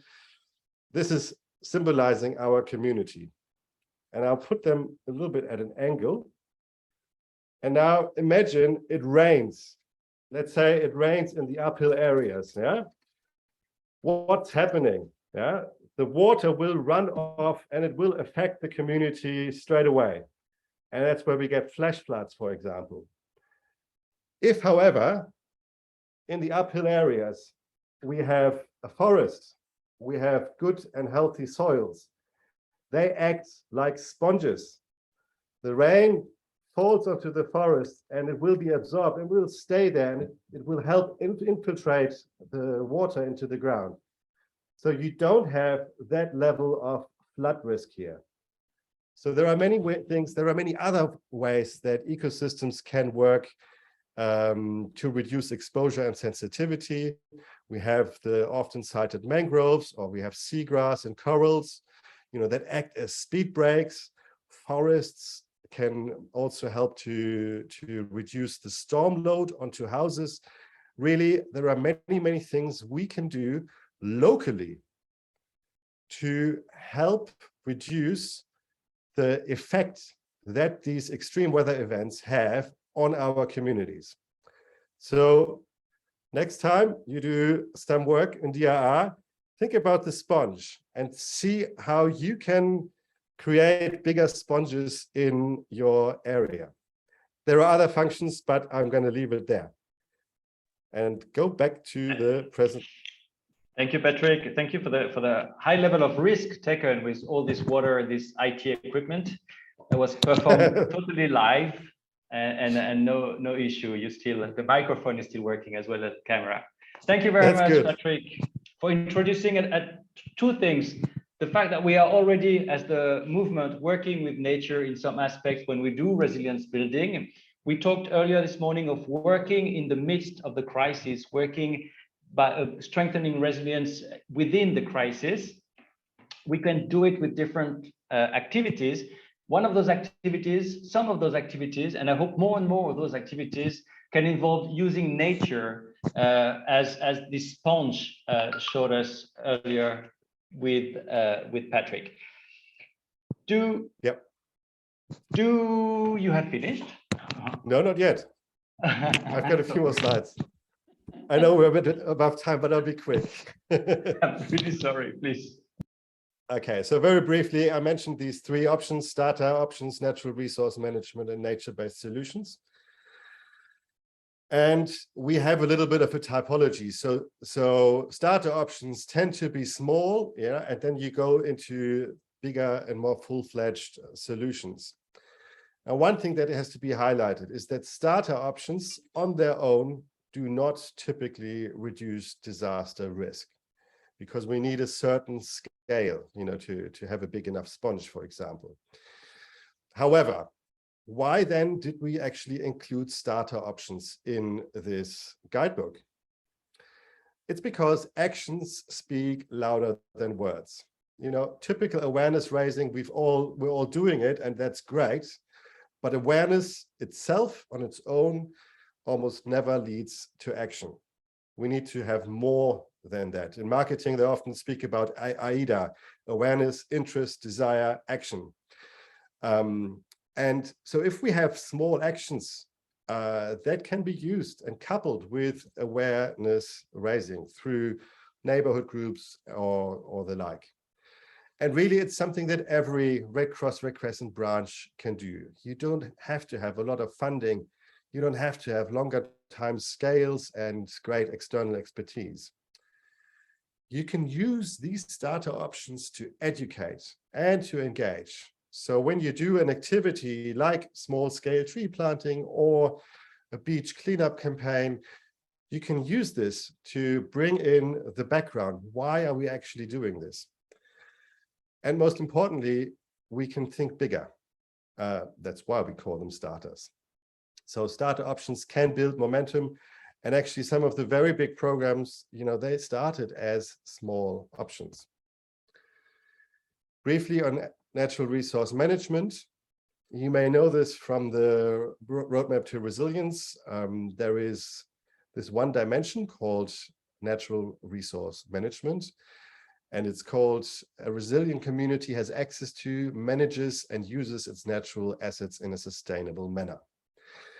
In practice, I often find that NRM is a forgotten dimension in EVCAs and baseline assessments, but it is a key that really underpins other dimensions as well. If we manage natural resources well, there are some implications on risk management, on food and nutrition security, and so on. So ideally, good DRR projects should mainstream natural resource management into their portfolio. And very briefly on experiences and opportunities.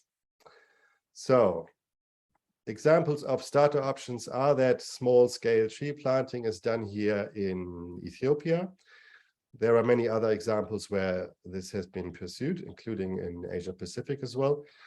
Vertical gardens, bringing in people and planting together, creating some additional food supply and using this as a ground to educate. Or playing some of the games on nature and risk. In fact, the games prepared by the Climate Center, maybe many of them actually are really good and fun to talk about this connection, with upper watersheds and lower watersheds. Why do we get the floods and so on? So many of these things we can do. In terms of natural resource management, I'll give 3 brief examples. So one bad example of a natural resource management would be farmers using large amounts of pesticides and fertilizers on their field. That means, of course, there is a possible impact on water and food safety, on biodiversity, as well as on other ecosystems, not just locally, but also further downstream. There may be a risk on food security longer term. So a simple action could be to regulate the use of pesticides and fertilizers or offer more sustainable alternatives. Another example is the use of water to irrigate crops. If that is at unsustainable levels, it means that the groundwater will sink and it requires deeper drilling at high costs. And this, of course, can impact entire ecosystems because they also need the water. So the trees, it can have health impacts, and it can also lead to land subsidence if it comes at a big level, such as, for example, in the Mekong Delta or Meghna Delta.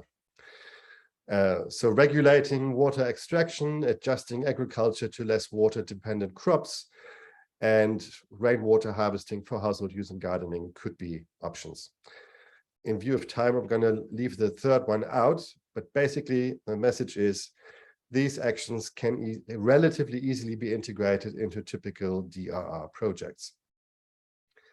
On the reduction side, of course, we can focus on our offices, promoting behavioral adjustments, switching to renewable energy, investing in efficiency. We can focus on our whole transport and logistics front.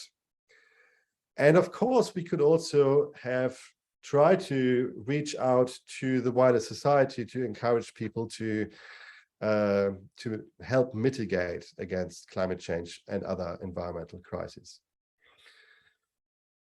There is a large effort on green response, and we'll hear more about that during this webinar. In the Nature Navigator, there is also this overview here that shows some of the key negative impacts of humanitarian action and what we can do to reduce them in the different sectors. Finally, institutional greening can take, of course, a more advanced level where we actually set clear targets. If we, for example, say we wanted to be carbon neutral, what does that mean? Many UN agencies and the ICRC have started doing this, and it's quite interesting to read about it. ICRC, for example, has counted their carbon and they have started to set targets. One thing they found is in 2018, the carbon emissions from their operations, if they wanted to offset all of that, that would require 2.7 times the land area of Singapore. So that's 1.2 million tons. All right, this is it. Arnaud, now you can go. Thank you very much, and really sorry, I didn't want to push you. That's Very good. interesting overview. So I won't say too much. We've just seen a few keywords here: green institutionalization, nature-based solution. We're gonna come back to all those things. That was an overview of what we can do in terms of activity. Thank you very much. Do we have any question?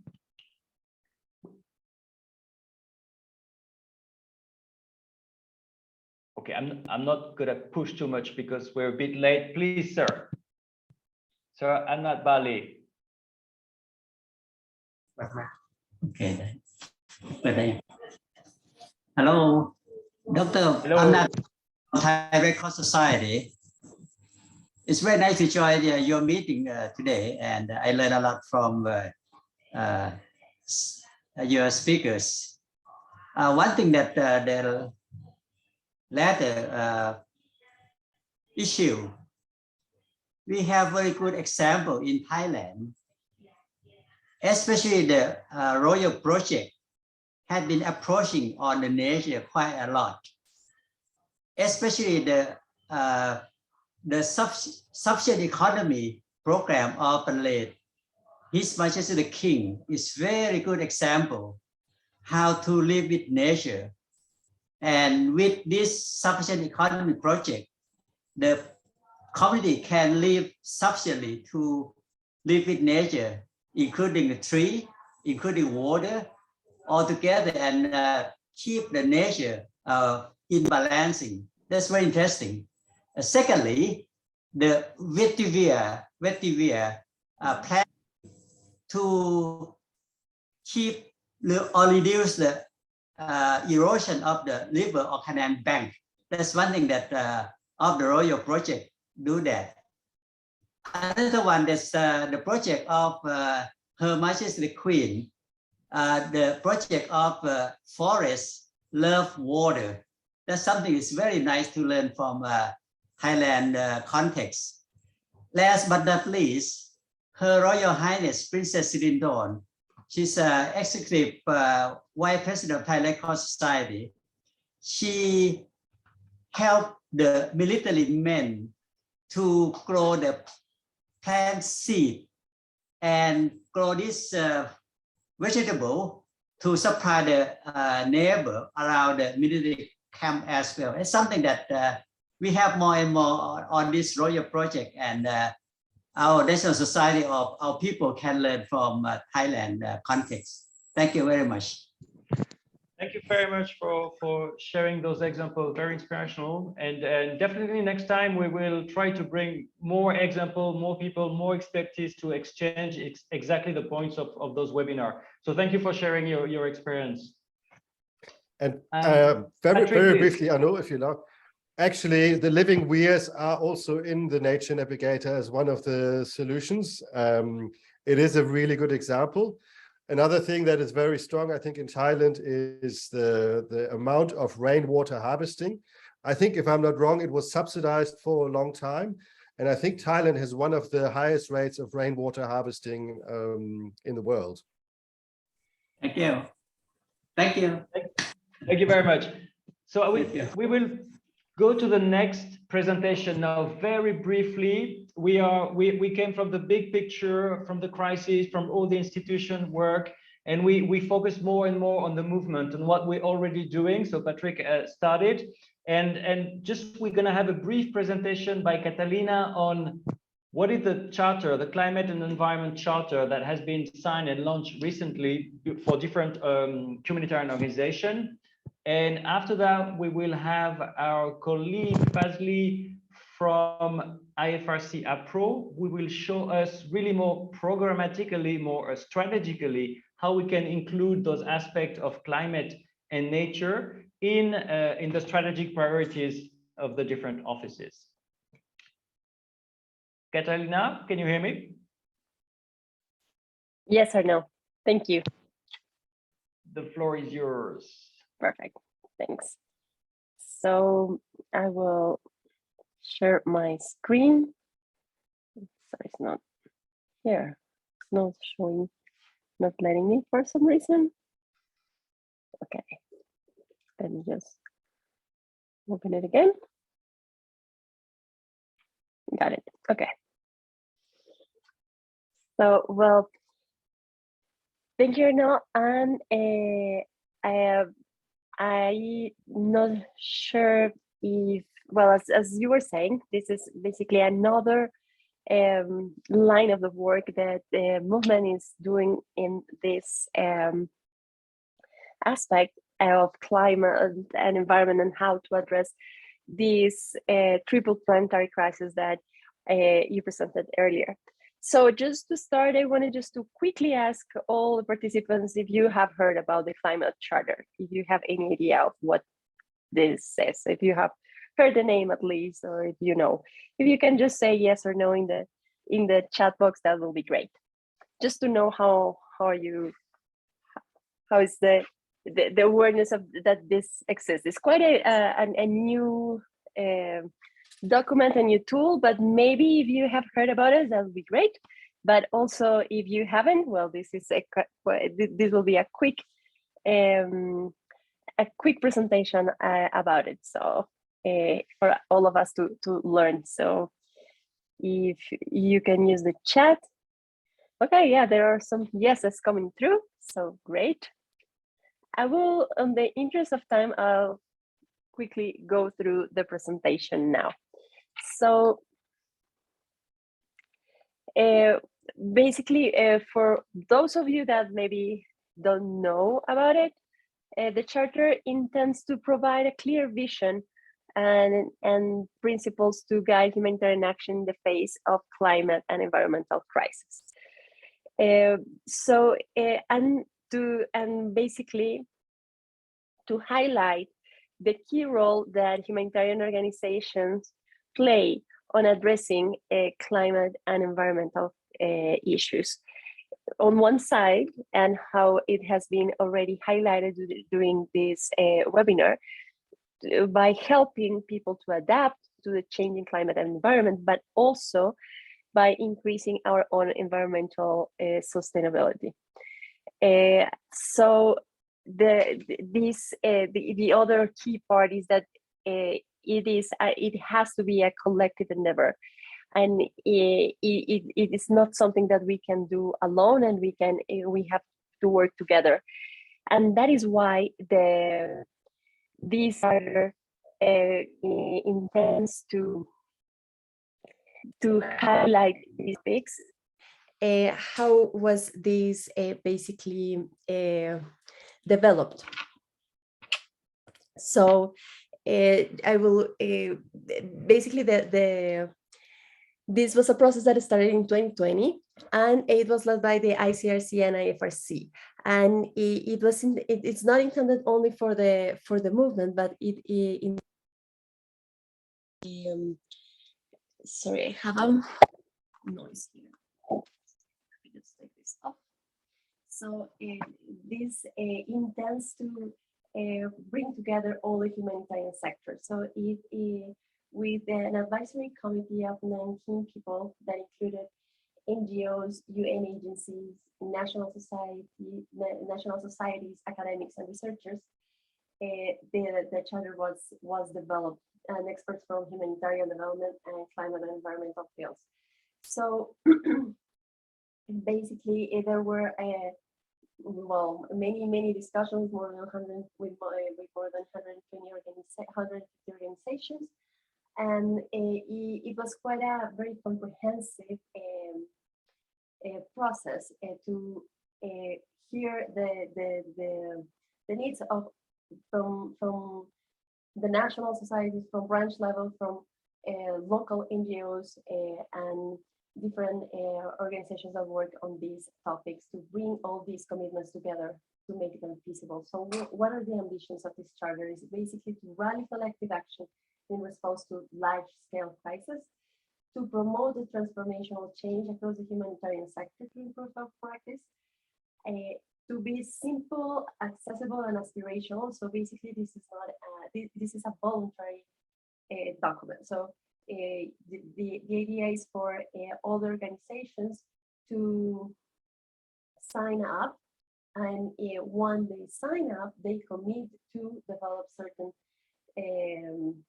targets and changes within their operations to achieve the commitments that are in the chart. I'm sorry, Catalina, we cannot hear your voice.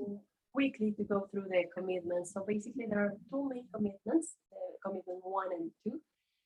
And the other ones are explain Catalina, can you hear me? These commitments, how to achieve those two big commitments. So the first commitment is to step up our response to growing humanitarian needs and help people adapt to the impact of climate and environmental crisis. Basically, how we support people the most vulnerable communities to address these challenges. Excuse me, Catalina. Is more towards the more how we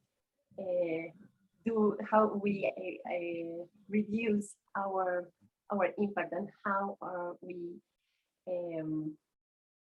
improving our and reducing our impact on environment. So the way to achieve this is basically to embrace through the next commitments. The third one relates to embrace the leadership of local actors and communities. And basically this intends to highlight the leading role of local actors and for participation. Please, we can't hear properly.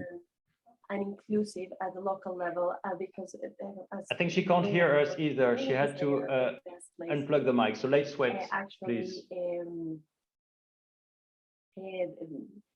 Understand the needs of what is pertinent. So the next one relates to increase our capacity to understand climate and environmental risk and develop evidence-based solutions.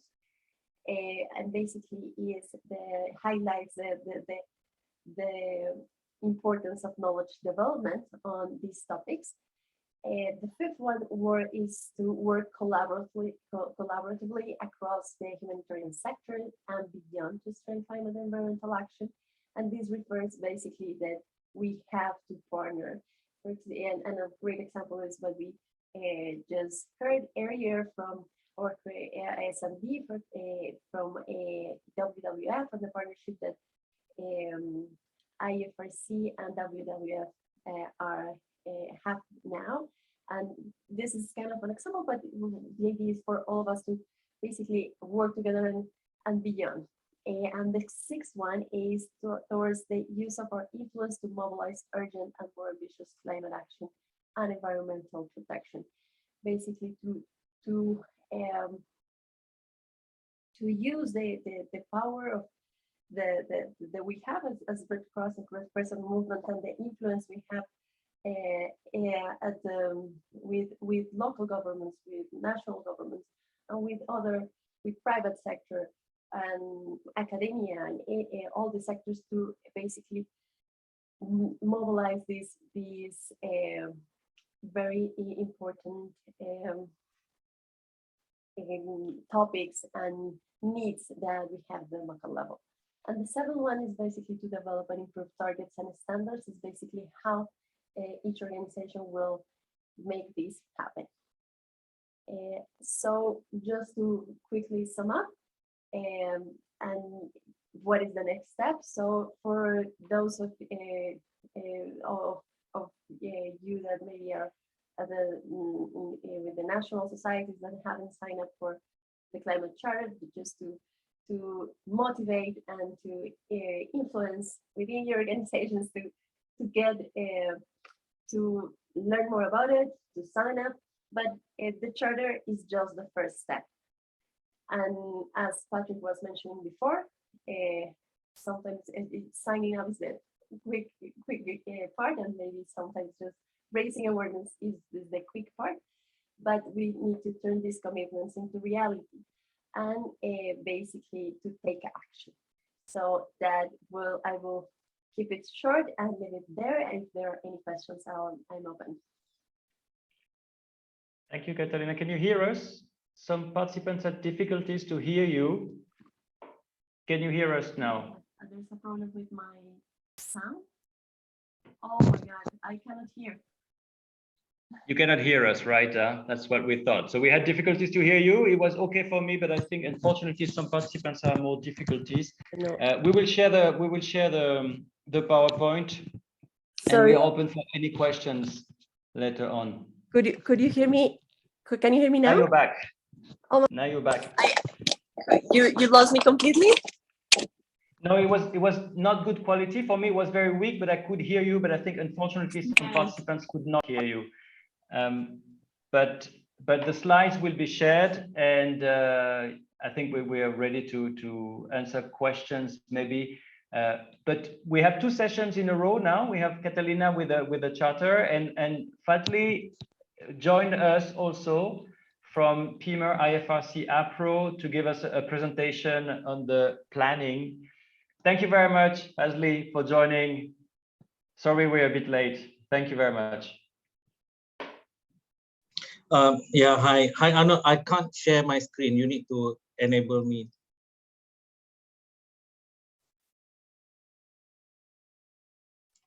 We give you all the rights and authority. Okay, yep, now I can.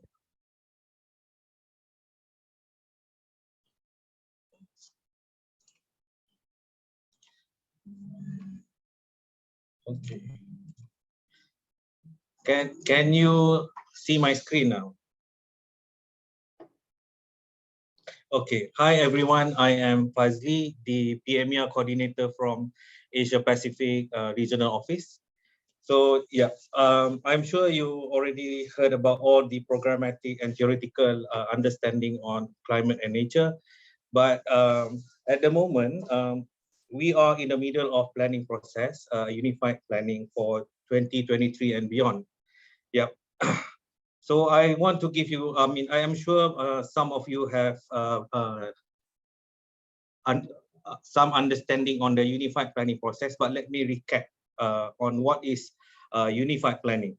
Unified planning this year is different because now we are having a federation-wide approach in our planning process, meaning that everyone, IFRC Secretariat, PNSS, are planning based on National Society Plan as a whole, and then how we showcase collective effort to reach people in order to support the National Society collectively to address issues in the country as the auxiliary to the government. If you look at this sort of charts, first we need to understand what is the country context together between our host National Society, PNSS, and IFRC. And then we identify the needs, and then we see the gap. What is the countries doing? What is the countries or the government's effort in addressing the needs, and whether National Society is addressing the gap? Yeah, and that is how we, as the Federation, support National Society in addressing this issue. So for unified planning, we aspire to have a multi-year outlook, and then out of that multi-year outlook, we narrow down to a 1-year action plan. Yeah, that is unified planning as a whole.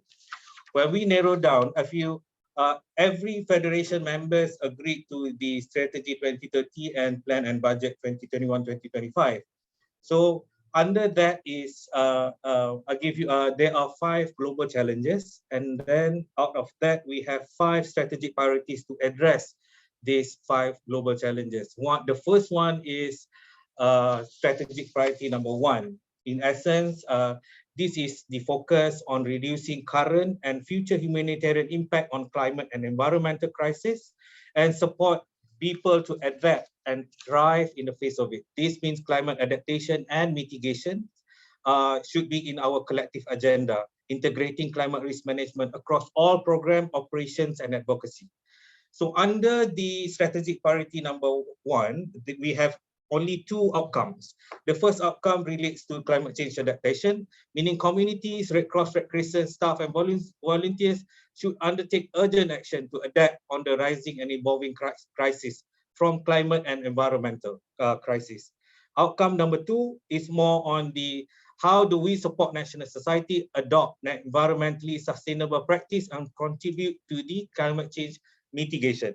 So there are only 2, one adaptation, one mitigation.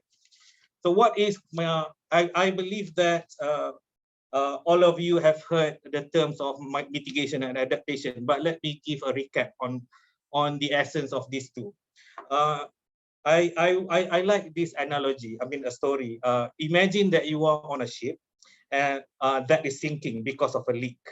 So the first thing you could do is grab a bucket and then pour out the water. This action is adaptation, meaning that they're addressing the effect of the water in the boat, not the cause of the problem. Meanwhile,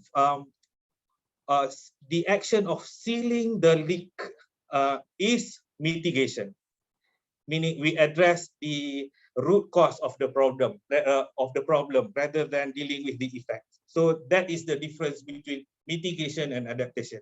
So in our program, we should address both, and ideally we should focus more on mitigation, the root cause. Yeah. So what is the scope of strategic priority number 1? One is to address systemic and transformational change in the way we address climate and environmental, and as well as on other strategic priorities. And we should focus on the priority number 1 should focus more on enhancement of national society capacities, knowledge, and skills. In terms of reaching out to the communities on the ground, this is the element that exists in other priorities. And how to say this? The priority should not be viewed as an isolation of other strategic priorities, and we should integrate climate and environment across all programs or across all operation and advocacy. And we use how to relate this to. We adopt this climate smart approach where we integrate between the main strategic priorities and other strategic priorities. So what is climate smart? Climate smart is a program and operations that use all available climate and weather information, long-term seasonal forecast and long-term projection on changing risks in designing and then adjusting to our activities. And then we have climate aware, meaning that we use past and current climate and weather information on the design and activities, but it's not on the longer term side. And then there are non-climate related, which is we should not consider this program that has not used any climate or weather information. So what is the strategic priorities? Number 1, as I said just now, is the 2 outcome on mitigation and adaptation. But under strategic priority number 2 is evolving crisis and disaster. Usually any disaster due to extreme weather and events and climate or environmental disruption. We have 3 related outcomes under this that is relatable to climate and nature. You can read further on what is the detail of the outcome. For strategic priority number 3 on health and well-being, this is regarding emergency health or emerging diseases due to changes in weather or climate. For example, increasing waterborne or airborne diseases due to floods or weather events. And we have 4 relatable outcomes under this that you can look into, or I should rather you have to look into when you design or when you plan your program. And then strategic priority number 4 on migration identity. Usually this is related to displacement due to impact of environmental or climate change. We have 2 outcomes related to this. And finally, strategic priority number 5 on value, power, and inclusion. This is cross-cutting. You have to look at all the outcomes. We have 3 outcomes that relate to this as well. Yeah. That please be mindful that climate and environmental is not just SP1, but climate and environmental elements do exist across all other priorities. And we have further readings on the guidance. How do you want to plan in terms of suggested output, suggested activities, and recommended indicators? Please discuss as a team, meaning that as a host national society to discuss with PNSs and IFRC together on planning your strategic priority and see how does it relate to other strategic priorities as well, and discuss with other thematic leads in case that you find, for example, certain, let me give an example. If let's say they are health and well-being plan for epidemic or pandemic epidemic activities or focus, then you should add in climate-related epidemic or diseases related with them. It's not isolated. Yep. That is all from me as a brief. In case that you need more information on plan and budget or unified planning, do reach out to IFRC PMER team. Yep. Thank you, Arnold. Over Thank to you very much, Fazli. Thank you very much for giving us this presentation. So you can see that climate nature is under our strategy planning, not only under SP1, but everywhere. We already introduced the wording of climate smart, really integrating those issues of climate change into our programming, into the way we work as an organization. We will discuss this tomorrow again. Do we have any question for Catalina or for Fazli at this point?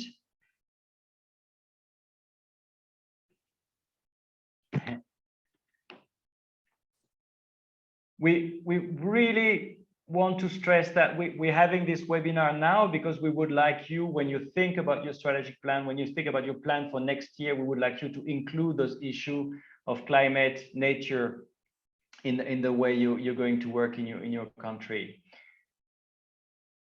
If there is no immediate question, then we might take a 5-minute break, and then when we come back, we can discuss a little bit. We're going to discuss together how we can include nature in our work. Just a small unpacking of what was said today, and to see how it's really practically relates to the work we're doing. Fazli, thank you very much for being available this afternoon. Have a nice mission and see you soon. Thank you, Arno. Okay, bye everyone. Bye-bye. Catalina, thank you also for your presentation. Despite the technical issue, we will share the PowerPoint, and once again, we are open to any question. So I would suggest to open a 5-minute break now, to have a glass of water and look outside if possible, to rest a little bit the eyes out of the screen.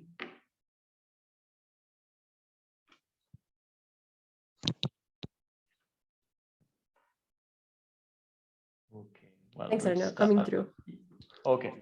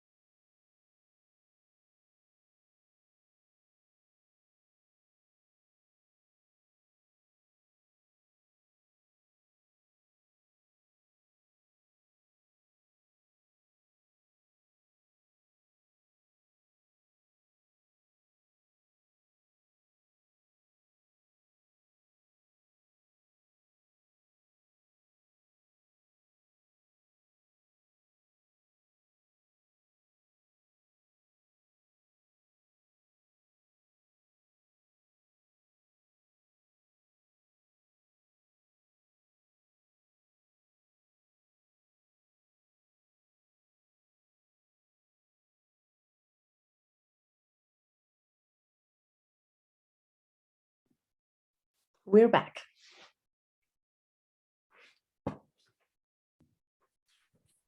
Hello, everybody. Thank you for staying with us. I am just typing in because I see some people had to leave, but we're going to use the registration list to share the presentation. So make sure you have registered. This is the mailing list we're going to use for further contact. So that was what I was writing, and let me find the link. I'll share it with you. So now we're gonna work as groups, and we're going to reflect a little bit on what happened today. And we would like you to reflect, if possible, as a group, but in a very personal way in your work, how nature, why nature is relevant to you. We're going to share, of course, those questions with you after. Why nature is relevant for you? How is it tied to your work? Are you closely tied to nature? Are you working on the ground, on the field? Are you working in an office? So how nature is tied to your work?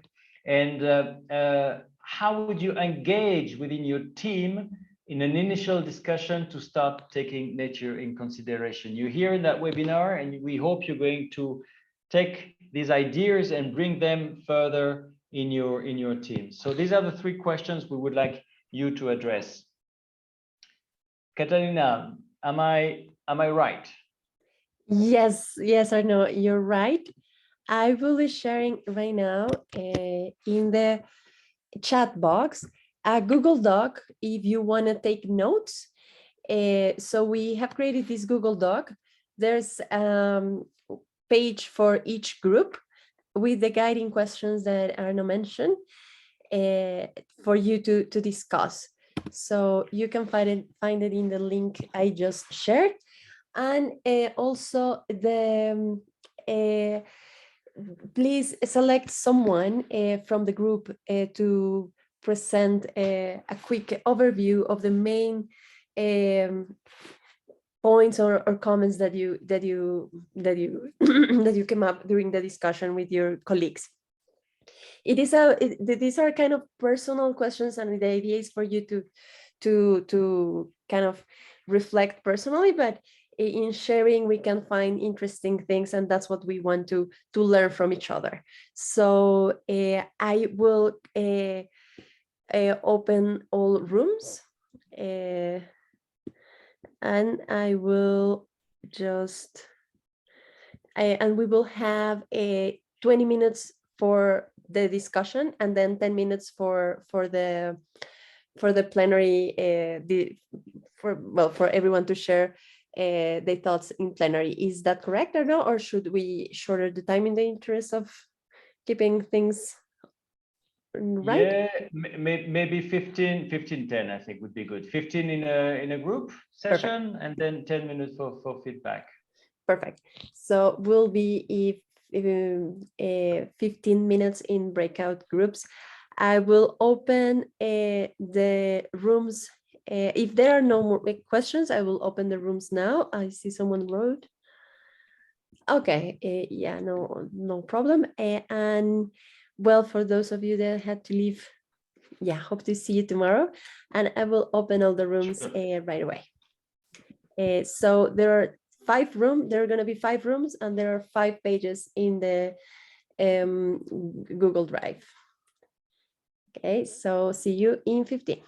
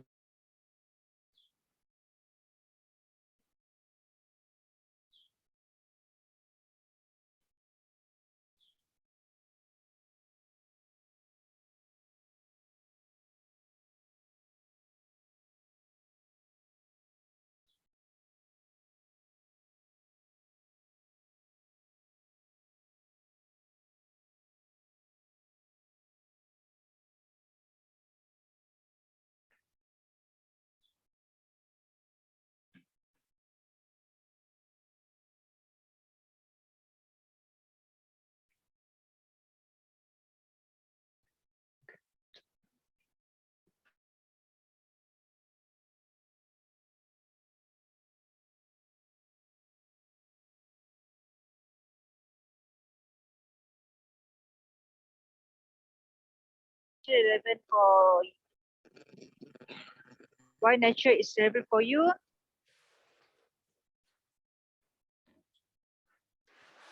Yes, we can hear you.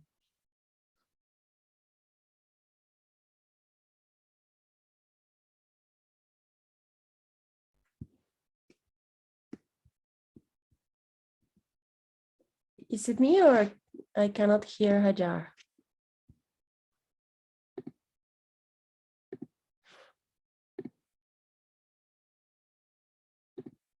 Number one, here we go. Right. And also, I think it's related to the other point. Food security is part of the nature. Our grain, our rice, our poultry, our meats come from nature. So we cannot live without nature, for sure. So that's why nature is relevant for us. And how is nature tied to our work? Of course, nature is all around us. And livelihood programs also using the nature-based or using renewable activities. Our work is related to response and preparedness. At the moment, I think all of us are working with climate smart approach. Everything that happens around us is interlinked between human, health, animal, also natural disaster, climate change impact. We cannot. I'm so sorry. Actually, I break from the group when we discuss on this third question. So I think nature tied to our work interlinked. Even we are in health sector, we are in food security sector. So everything is tied with nature. And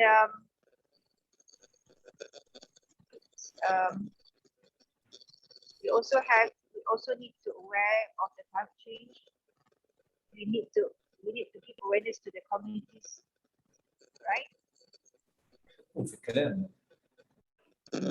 think that's all.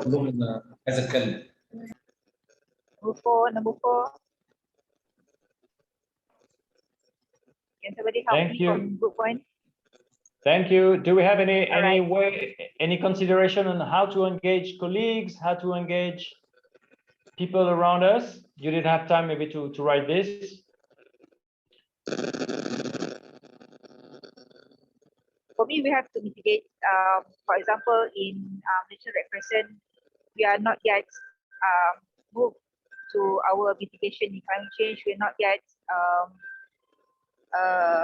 do any action to reduce our carbon, reduce the papers, using papers and everything. So first of all, we need to engage with our colleagues and our national society itself first.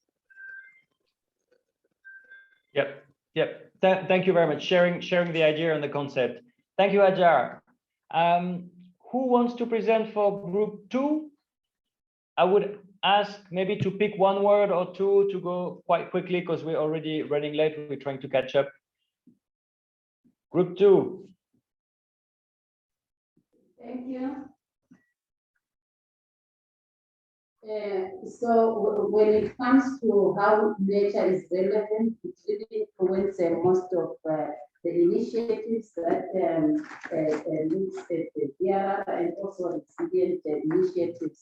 And it is very integral to the work we do. It's related to a number of strategic priorities.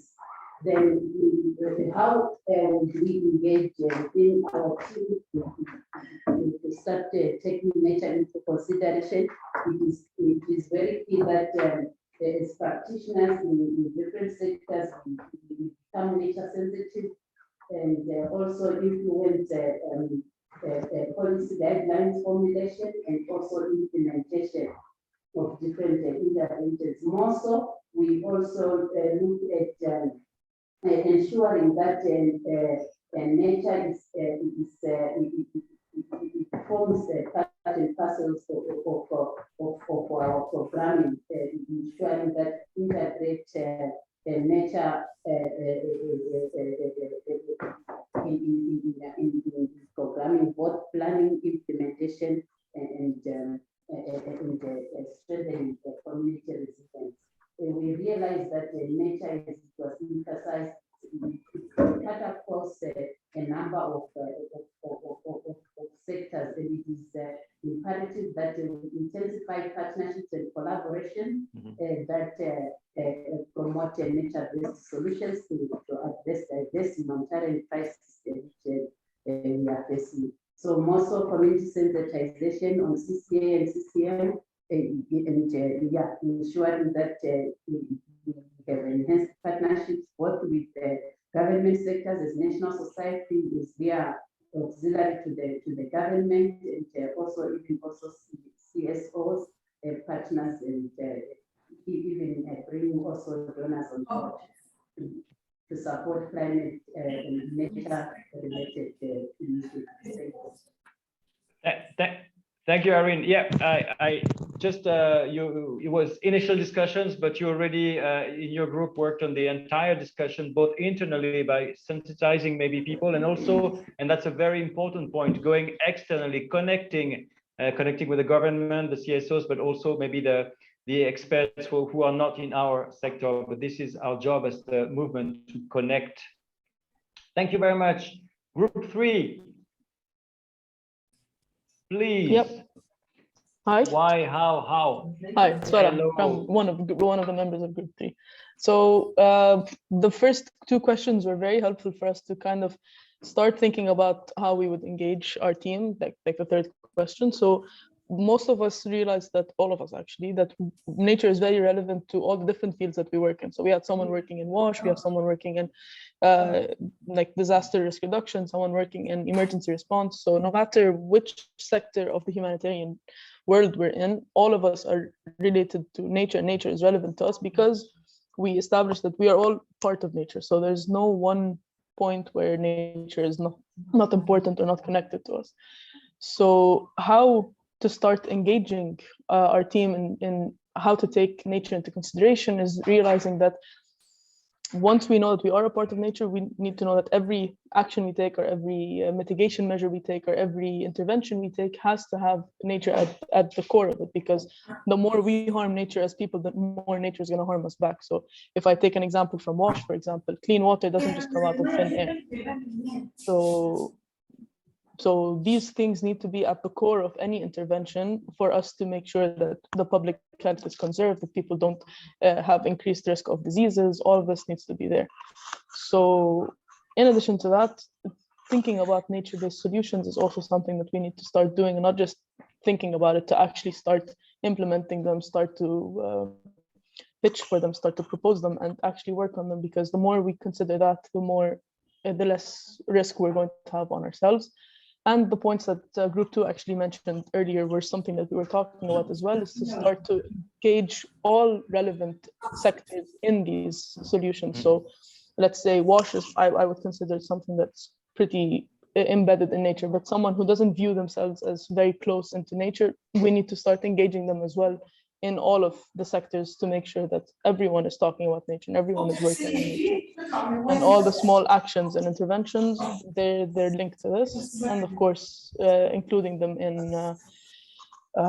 as well with the governments, including them with all this, so that to make sure that everything that we do enhances and increases the resilience of nature. Thank you very much, Farah. Yeah, I see two entry points here. The one with the program, really bringing all the program together, not limiting to the most obvious, because we all related also in the program, and maybe having a talking points with those programs. And then we also talk about the office, the people that are working with air conditioning, plastic, and maybe having a different communication and message for those. But this is also very related, two pieces of the same coin. Thank you very much, Group 3. Group 4. Yes, hi. So basically, I'm going to be talking about the responses for group 4. So for the first question of why is nature relevant for us, the responses were quite similar to the other groups as well. Nature is a crucial aspect for life, and it's interrelated within all of our work. So for example, with the Togo Red Cross, it's affected by climate change. Within the Swedish Red Cross as well, it's affecting as well the environment. So we respond with environmentally sustainable projects and programs. We take it into account. Communities are also influenced by different environmental aspects, and how is it related to our work? Basically, within the different Red Crosses and Red Crescent societies. For example, with this with Swedish Red Cross, we work with WASH and community health. We also focus on a green response, which is doing no harm. And these projects also take into account climate adaptation and reforestation and soil pollution. Also, other aspects include DRR and livelihood, which is also interrelated to nature. How are we going to engage?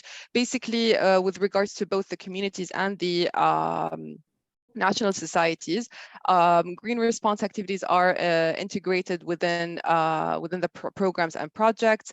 And also involving communities through participation and involvement, through trainings, through awareness sessions, as well as with the national societies through training of volunteers and staff on the importance of preserving nature and climate change and so what. So basically, this is it in brief. I didn't want to take much time. Thank you. Excellent. Yes, this covered everything. How to engage also when we work various national societies together, how can we engage? How can we engage also the communities with what we know how to do already, the awareness raising. Thank you very much, Rania. Group 5, please. Yes, hello, I'm Nassim from the Golden Red Cross, and I was in group 5. So yeah, many of our points have already been touched upon by the other groups. So why is nature relevant for you? Simply because without nature, there would be no us, no humans. So we're very, very much dependent on it, while nature could, I think, quite survive without us. So we are the ones who depend on it, and we cannot avoid that. And how is nature relevant or tied to your work? Most of us work on disaster management, adaptation, and mitigation. And obviously, as the climate changes, our response to nature and to extreme event has to adapt, and we have to mitigate changes in nature. And overall, we can say that nature links to everyone's work, even if not directly. It does shape our response and simply how we work from the conditions in our office. For example, if we have a heat wave, we will work differently than if we have normal weather. And for this reason, we have to have a green response within all of our activities and take it into consideration. And how would you engage with your team to initial discussions? We said that we would start from the office. So, for example, by reducing our electricity consumption and have a much more aware usage of water. And then from the office, we would integrate nature-based solutions to all of our activities and our work and raise awareness. Luckily, we are in an environment where everyone is quite aware of nature, but we obviously have to spread that through the families of our office colleagues and then gradually to communities to have a much more sustainable environment. Thank you very much, Nassim, and thank you for the campaign, the hashtag no nature, no creature. I think we can use that. Thank you. Thank you to group 5, and that was the last group. Okay, so we are not even 10 minutes late. Thank you very much, all of you, for summarizing very quickly. I think we have a last a closing PowerPoint. Catalina, are you back? Yes, I was quickly back. It was kind of a glitch, but Sorry, technology hasn't Terrible. been on my side today. But yes, so I will quickly share the screen. You have to know that Catalina is in Latin America. It's 3 a.m. for her, so congratulations. Yeah, so, well, just to quickly summarize what we went through today, and kind of just to leave you with kind of key messages for the day, and to keep you interested for tomorrow's session, so we can still work on kind of going to the details of all these topics. So basically, nature and human societies are interconnected. The triple planetary crisis that are now thought us about, we can be part of the solution. We have resilience building and environmental sustainability measures that we can take, and that we will go into more details tomorrow and Thursday. The Red Cross and Red Crescent has a big role to play, not only in mitigation, but also in adaptation and loss and damage areas at all levels, as we heard from Sandeep. Well, collaboration is key. Climate and nature are cross-sectoral, as you all highlighted with your last remarks. And I will add, well, we all have a big job to do on this topic. I don't know if Arnaud, do you want to add anything? No, you summarized everything. I think it's yeah, we are at a crossroad. That's just what I want to say. It's our business, all our business, and the movement is in a very good position to change things and to actually influence things. We are working with communities. I heard somebody saying that climate change and probably nature degradation is the new Solferino. We are really into something that is our business. It is maybe historically it was a bit different, but it is, I think, something that concerns us all, and we can act and change things positively. Okay. Thank you very much for being here today. Thank you to the speakers. And Patrick, thank you. Sandeep, Catalina, yes, evaluation, of course.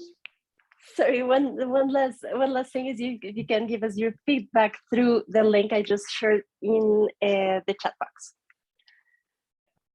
Please click on it before leaving the meeting. We need your feedback. It will help us to shape tomorrow's session and maybe future webinars if we want to reproduce this webinar, to spread the word again in different regions, or maybe different sessions, because not everybody could attend to that one. Hello. Hello. Yes, please. Hello. Hi. May I get the presentation files? Do you have a SharePoint? Or will you send to the email? Oh yes, we will send to the email. So you have to register. Did you register? I did. Oh, excellent. So the registration list is going to be on mailing list for now, and also for the future. If you are interested in getting information related to the movement and the work in nature and climate, then we will maybe use this email. At least at first, it's going to be used to share the presentations. Okay, sure. So I will wait for you to send the to the email. Thank you. And you can send a reminder if you want. No problem. Okay. Thank you. Thank you very much. I think we're good. Thank you, everybody. We're good. Thank you, everyone, for the participation, the inspiring Thank sessions. you all. Thank you, Thank everyone. you all. Thank you. Thank you. Have a good day. Thank you. Thank Bye. you. Bye-bye. See you tomorrow. Bye-bye. Bye-bye. Cheers. Okay, thank you. Thanks, bye. Thank you.